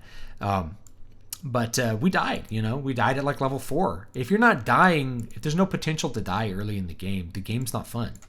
There has to be some kind of threat against you, because then you feel like you're in the game. It's like these Defias guys could actually kill me. It's like they could actually be better than me and kill me. Polyamory as a formalized concept is a straight thing. Absolutely. Zip Spree says that. It's true. I remember when segments of the gay press and advocacy were against gay marriage because it was assimilationist. I remember that too. And I just remember other people being like, I remember this movie called The Birdcage. And his idea of marriage was he created a contract that was like a property sharing agreement.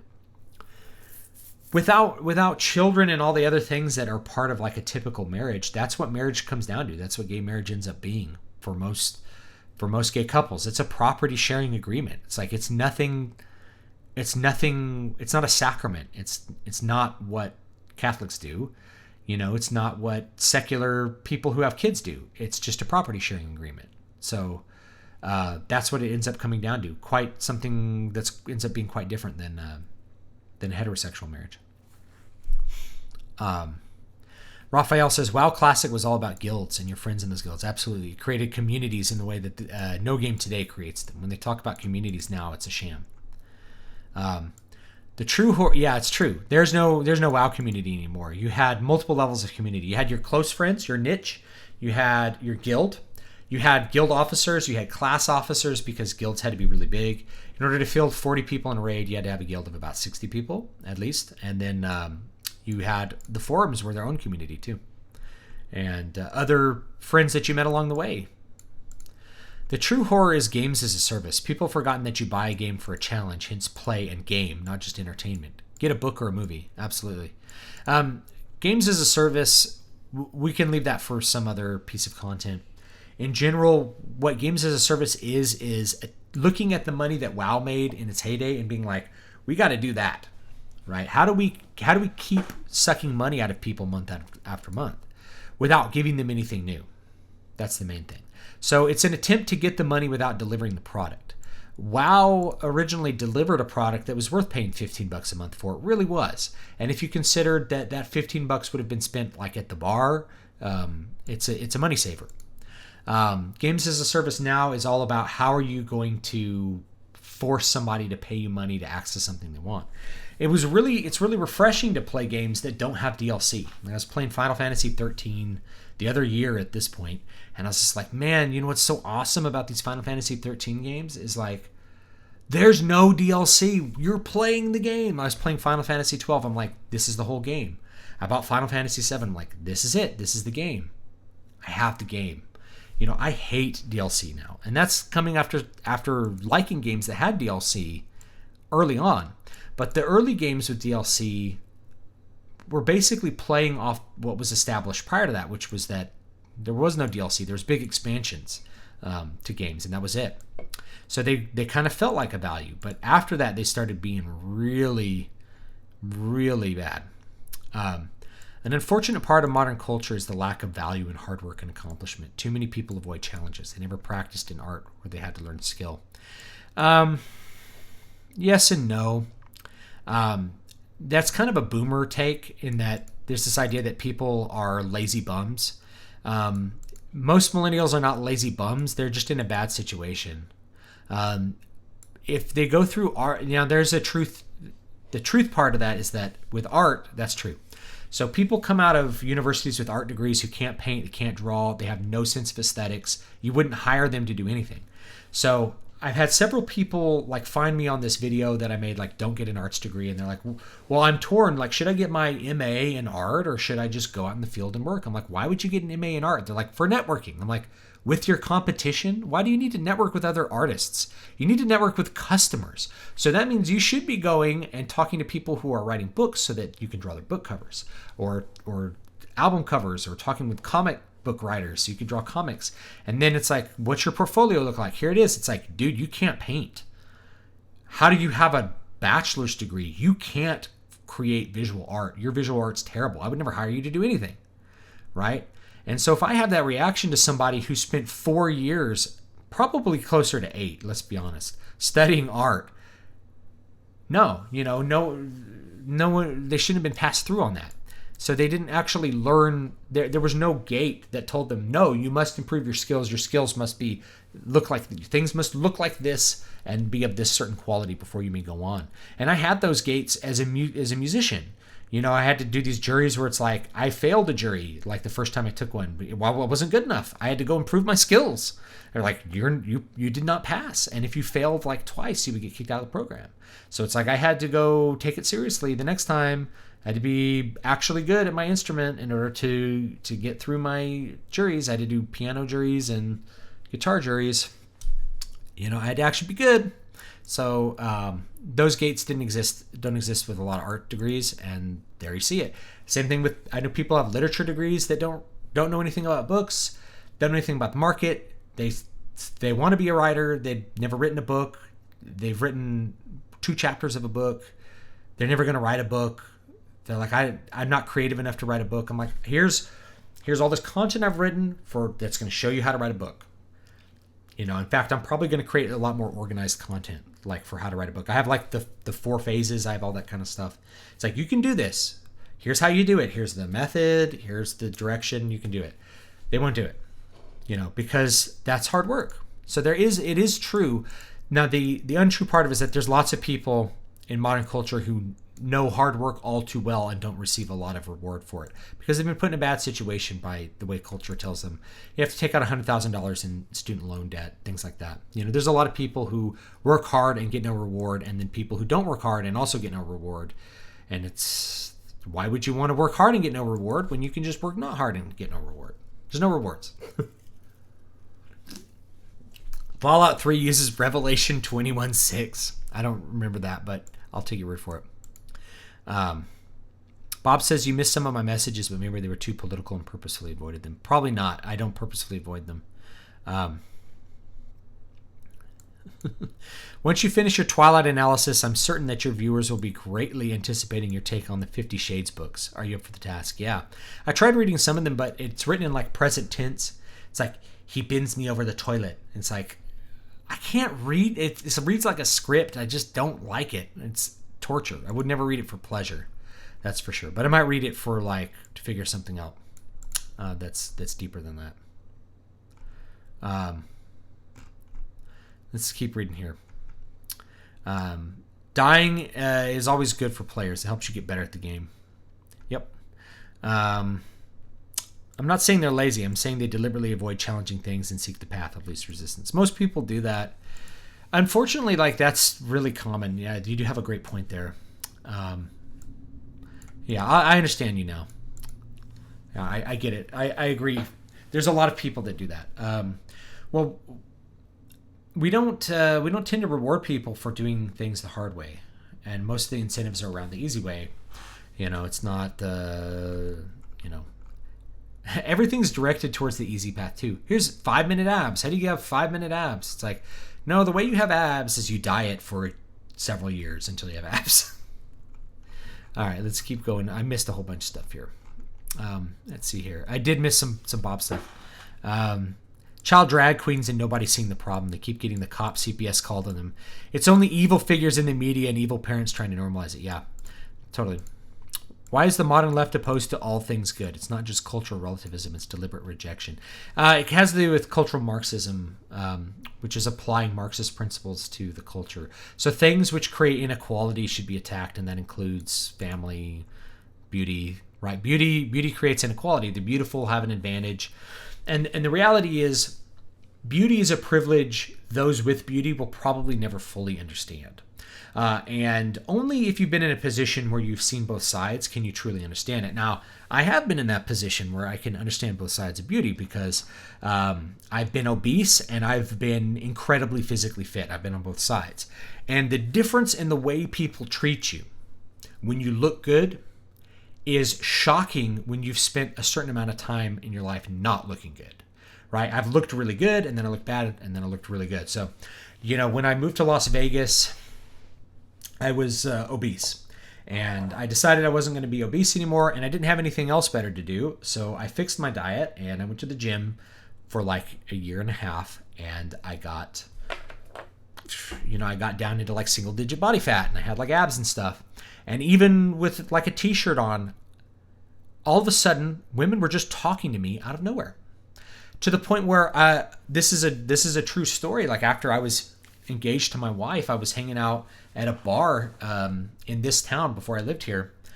And I had a dude come over and be like, this girl over there wanted me to give you her number, but she's on a date with someone else. And I open it up and it's like, yeah, I have girls that have slipped me numbers while they're on dates with other dudes because I was that good looking, right? Or there was something so appealing to me, right? Like I'm good looking and I'm hyper confident. And that can be very, very attractive to women. So I've been on both sides of it where like, unless you've been on both sides of it, you don't realize what a big difference your looks make. If there's one thing that you can probably upgrade, it's your looks. If you can upgrade your looks, you should do it. If you can lose weight, do it. If you can get more muscular, do it. If I was single again and didn't care, there's no way I would not be using steroids. Just put it that way. Like, no, steroids make you look good, so you might as well be on something. You might as well be doing some gear because you're going to get massive benefits from it. But for health reasons, I don't do steroids. The gender war showed disconnect of intelligence and reality to people who push and encourage this stuff. Yeah. Okay, let's hop back down. I miss a lot of stuff because the way YouTube chat works is it just jumps around for no reason. It starts cutting off stuff at the top. Let's see here. The amount of money that you make through self-publishing large enough that a person could live off of it. Not the amount of money that I make. But it's also, you got to think there's books, but I also make money off YouTube. And like AdSense on the blog. So it's really about putting the whole thing together for me. And then, of course, like my wife works mostly for insurance purposes and stuff. No, it's not. I don't make enough to just live off of it. If I was single, yes. As a family man, no. It's very difficult. The thing about self-publishing is you need to have a lot of books out and you need to know how to market them well. So people write one book and they're like, where's all the money? It's like, dude, you got to write like more than one book. You got to write at least like 4 or 5. I got to write 5 books before I can start making any money. It's like, you got to think about how this works, man. It's like, you're not going to write one book and be a millionaire. It just doesn't work that way. It's a long, hard road, and different people, and depending on how well you're writing to market and how the dice rolls with your story and how people like it, dude, it's hard. It's hard to make money with it. So I don't make a ton of money with it. $200 a month, $200 a month through YouTube. It all just goes into the bank account, right? I don't spend that money. It's just saved. So I don't really consider the money is the other thing too. So that's either, I don't know, caveat. I think about the money, like I try to run it as a business. However, I primarily write the stories that I want to write, that I feel are in me and I want to express. And if one of them doesn't do well or if people don't like it, I'm okay with that. It doesn't bug me. I've written a couple books that just aren't big sellers. They don't get downloaded a lot. I just set them on perma-free in case somebody wants to read them. That's the profit of the God seed. Not very popular. People don't review it much. People don't read it much. Some people really like it, but obviously not enough for me to continue with that series. That's okay. It was a story that I wanted to tell, and I'll see if other people liked it.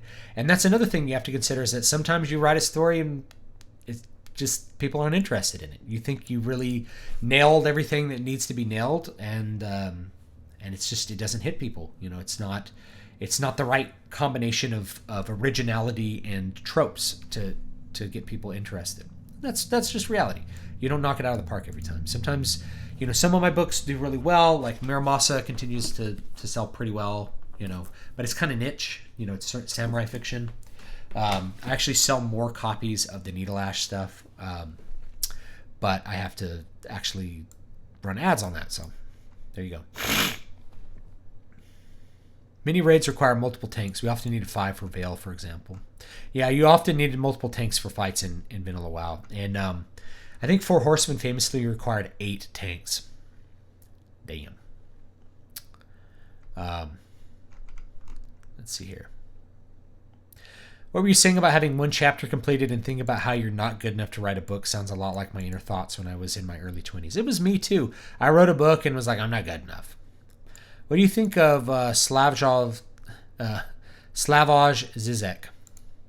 I don't know who that is, so I'll pass. I probably should, but sorry. It's too many names and too many things in the world to know. I know almost nothing. Do you think leftists are way too idealistic? I think So, no. Ash says, do you think leftists are too idealistic? No. I think rightists, right-wing. I think right-wingers are too idealistic. Right-wingers are so concerned with certain principles that they will lose. Like they're obsessed with losing like gentlemen. They're so obsessed with whatever their current set of principles happen to be that they will lose even though their other side doesn't have those principles. And somebody gave me a Dune quote. It was like, when you have power, I ask for freedom because that is in accordance with your principles. When I have power, I take away your freedom because that's in accordance with my principles. So, the left is for free speech unless it doesn't suit them. So they're for free speech, which helps their cause, and they're against free speech, which doesn't help their cause.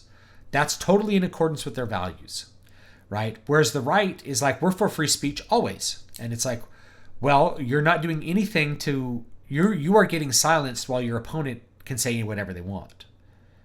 So why are you allowing that? It's like, well, because free speech. It's like, I have this principle called free speech. Well, your principle called free speech will be self-destructive when you just allow other people to silence you while you don't silence them because of your principles. Principles. So I think it's the right-wingers that are too idealistic, and that's why they lose. And that's why Donald Trump won, because Donald Trump was more concerned with winning than by playing with some rule book, some set of ideals. He's a realist, not an idealist. He views things as flawed and needing piecemeal reform rather than some grand ideal. So I think it's actually the opposite. And the reason the left wingers win is because they have fluid convictions. They're more like Romans, and the right wingers are more like Greeks. Combi Chan says, 100% true. People treat you better when you're in shape and dressed well. I used to wear a suit to work every day and have abs, and I can tell the difference, And then if I let myself slip, if I gain weight, and I've gained weight, lost weight, gained weight, you notice it, right? So like I have long hair right now because I've been too busy to cut it. But like if I wanted, if I wanted to get back in the job market, I cut my hair and just diet really hard for a couple of weeks, and I get back down to like 220, which I'm really lean at 220, believe it or not. Right now I'm like 230, which is, I've lost like 20 pounds. But I get pretty lean, and then I look good in a suit, and everyone would think I'm really good looking, and I am. Do you plan to form a guild for vanilla? Are your channel viewers welcome? Yeah, I probably will. They're welcome. You're welcome to leave too if we're not raiding. I don't have any hard feelings about people leaving a guild if like the guild's not doing what they want to do. I have some friends who kind of have high in the sky hopes that I'm gonna like run a guild, and some of my friends from back in the day that I'm gonna put together this awesome raiding guild that they're gonna be in, and we're gonna be like world first and stuff. I'm like, nah. I'm like, we'll raid twice a week or once a week, and just if it's classic and it's gonna stick around, we'll take our time getting through the content. If people need to move on, they can move on. We'll get other people in, and we'll take it easy. We're adults these days. One thing to remember is that skinny or in shape isn't a privileged. The constant complaining about how skinny people are privileged is sad. Stop complaining and get healthy. Okay, yes, From Sarin, yeah. But if you've never been fat, don't ever say that. Only people who get to say that, now you can, of course you can say it. This is some dialectic here, right? You can say that if you've lost the weight before. If you've lost the weight, if you've been fat and you've lost the weight, then you can say that. So most of the people who say that are people who've never been fat, right? And I can tell you 100%, I'm 100% certain genetics significantly contribute to obesity and to being overweight. Because like my wife, she's like, oh, I'm so overweight at 110 pounds. She was like under 100 pounds when I met her. Right? It'd be very hard for her to gain lots of weight. The only time she gained weight, not to get too personal, but was when she was on like hormonal birth control, because that messed with her body. Her naturally lean. I know guys who can eat 4,000 calories a day and never gain weight. And it's true, they can't. And other people who are like on concentration camp rations, they're like on 1,200 calories a day and they can't lose weight.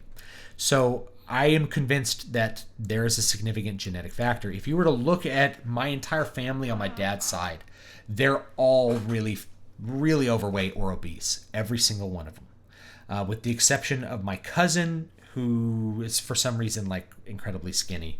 I actually have two really skinny cousins that, they got my grandpa's genes. My grandpa was really skinny. But all my aunts and uncles have something going on, and maybe I have it too. I don't know. But like either they have some sort of, they've inherited something that makes it easier for them to be fat than other people who live the same lifestyle as them. And that's the thing that I see. So you need to have compassion towards people in all circumstance. It's like, yes, you can get thinner. You can lose the weight. You can do it. Absolutely.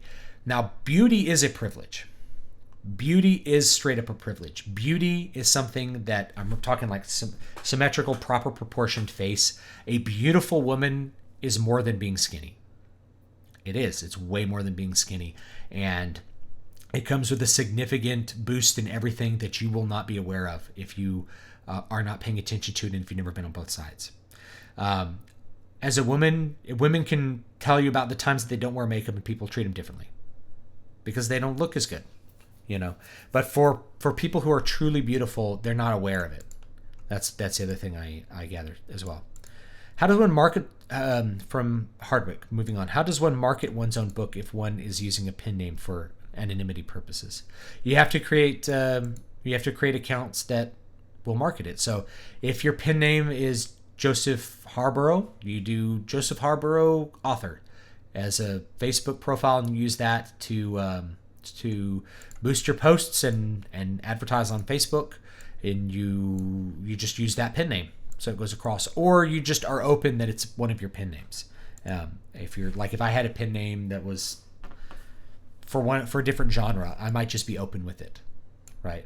If you're using a pen name to completely hide your identity, you have to hide your identity in other things too. You can't use your real name for your Google accounts and stuff, so you just use it across the board.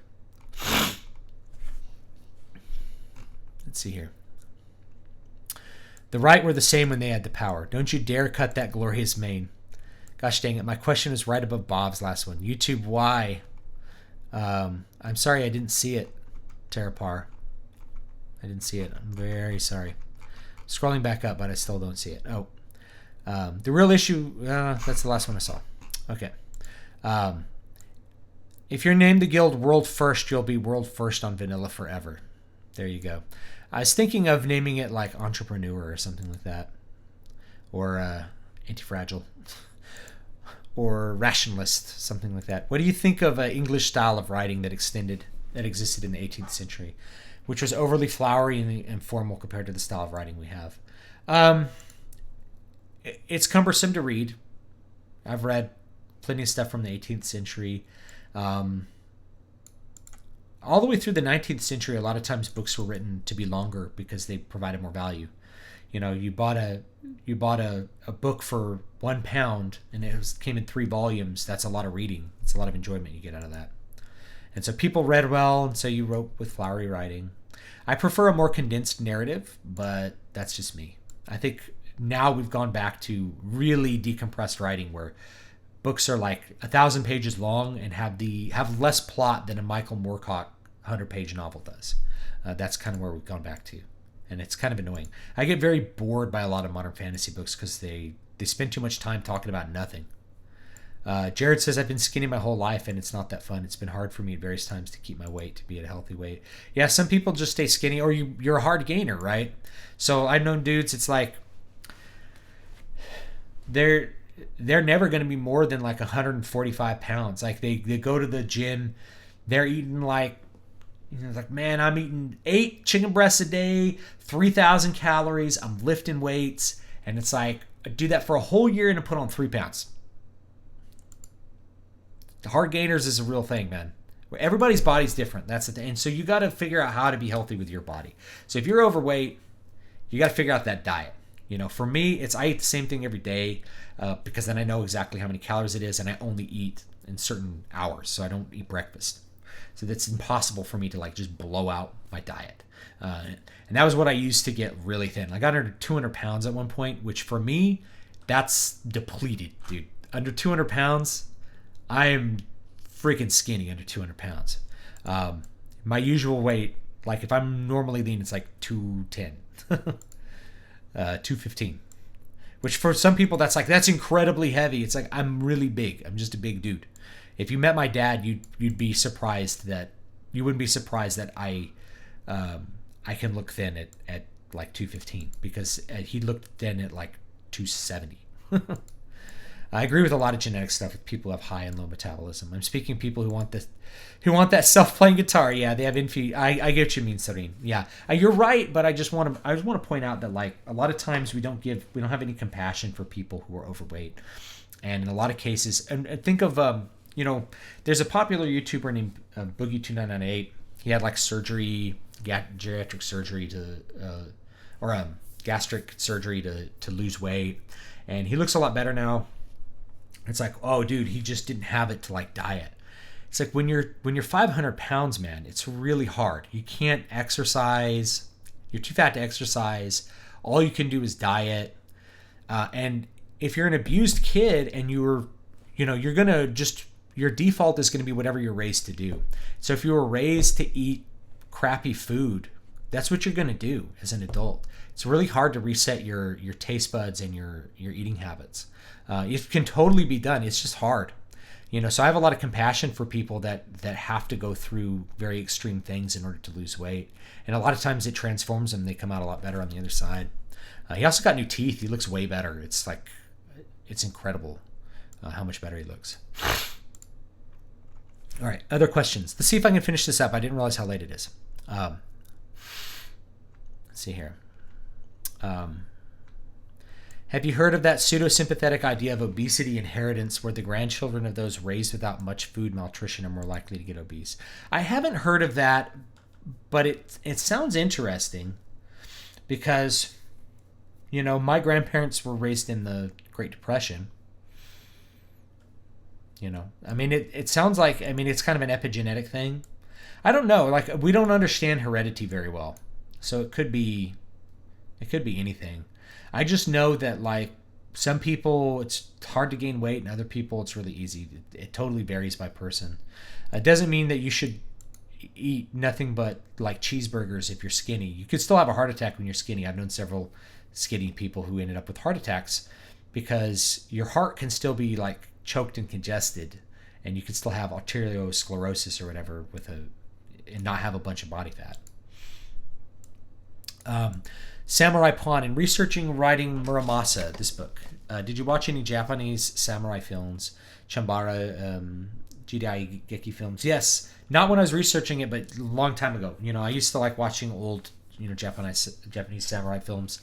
The Zatoichi films, I always liked as a kid, even though the like underside, the reverse sword grip is really stupid. But I love the idea of like a blind fighter. The biggest influence is actually a manga called Shigarui, which is Death Frenzy. You can watch the anime. There's an anime of it. It's an incomplete anime, but it's good. That was probably a bigger influence, even though if you were to read Muramasa, you're like, that's nothing like that. it inspired me in different weird ways to think about how Kenjutsu fights actually happen, because it's very realistic with them. So historic sword fights were either, especially when you're unarmored. So if you have two samurai just walking around in their street clothes, which would be, maybe like a kimono and some pants, some trousers. They're unarmored, so whoever hits first wins, basically. You got a sharp sword. If you can hit your opponent, you kill them. That's a very different kind of fight than what would be in the battlefield, where you're wearing armor and there's lots of different opportunities to deflect blows and survive, and your main weapon is a spear and not a bow. So I looked at it as like, yes, it's about swords, but it's about the street clothes, right? So it's dangerous, and fights are very quick. Whoever lands it first wins. So if you can be faster than your opponent, draw straight out of your scabbard. I think there's a point in Shirogui where he like flicks it out on the ends of his fingers, and it's just far enough to like kill a guy like that.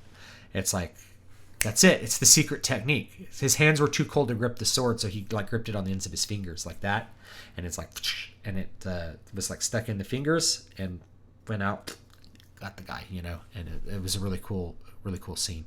And I love the visual way that manga was presented. It's great. I think the last time you discussed the guild name, you wanted something in Latin. Latin would be good. It's named the guild Quid Pro Quo. This for that. Steal elitist jerks as a guild name. Nah, I wouldn't do that to them.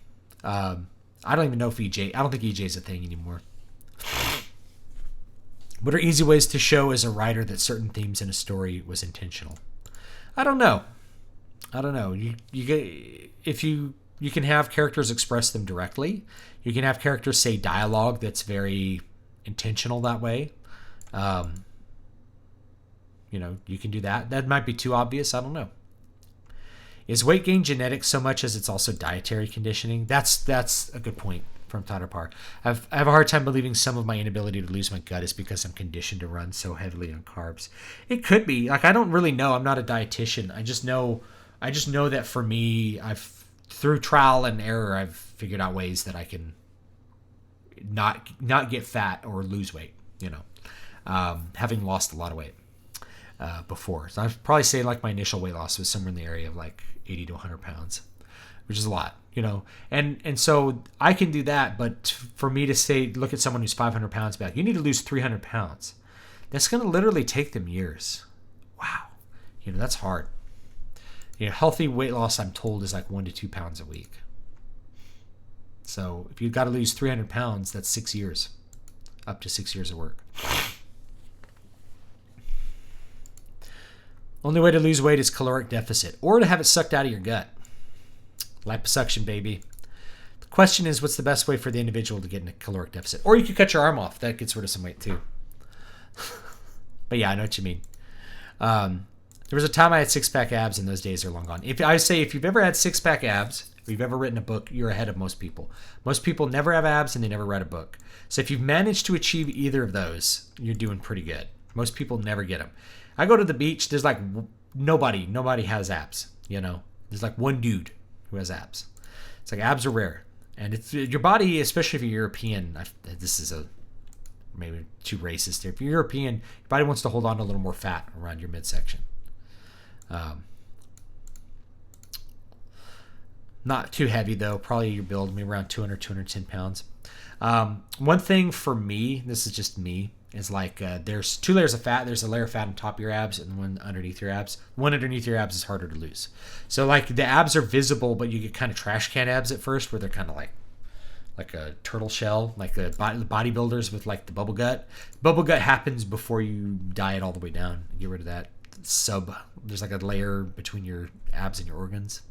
What are your thoughts on Dean Koontz and especially his Odd Thomas books? I've only read one Dean Koontz book. I liked it. Obviously not enough to be like a huge fan. My dad liked Dean Koontz, so he has his mark of approval on it. Edit. I have a hard time believing it's genetic because I'm conditioned to run so heavily on carbs. Oh, okay. I see what you mean. I don't know. I think it's probably a lot of things. It's probably too complex. You gotta You got to try out what's going to work for you. The main thing is you can alter your body composition. That's 100% under your control. If you need help, you can get help. You can get a trainer to help you. You can get a dietitian to help you. You got to find something to do though. If your body composition needs to be upgraded, you can upgrade it, but you got to find a way to do it. Heroics Momenta Venitus, epic gamer moment. Although gamer in the sense of Hunt's games, that's a good guild name. Do you think Shakespeare as a writer is overrated, or is his massive flame deserving? If you consider the context of the stories he wrote, he's not overrated.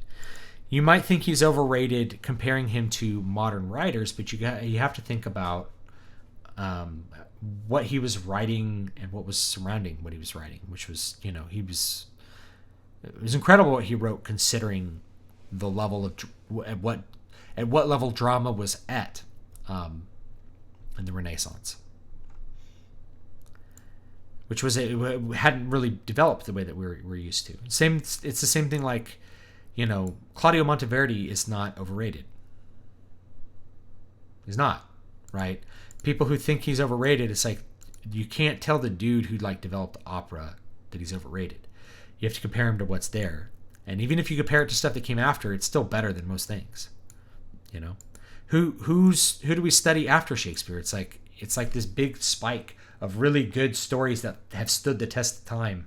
And even then, you have to think of another thing about Shakespeare is he wrote, I don't remember how many plays he wrote, but there's 5 that people know. So even out of all the people, only he's remembered, and only a few of his plays are ever performed.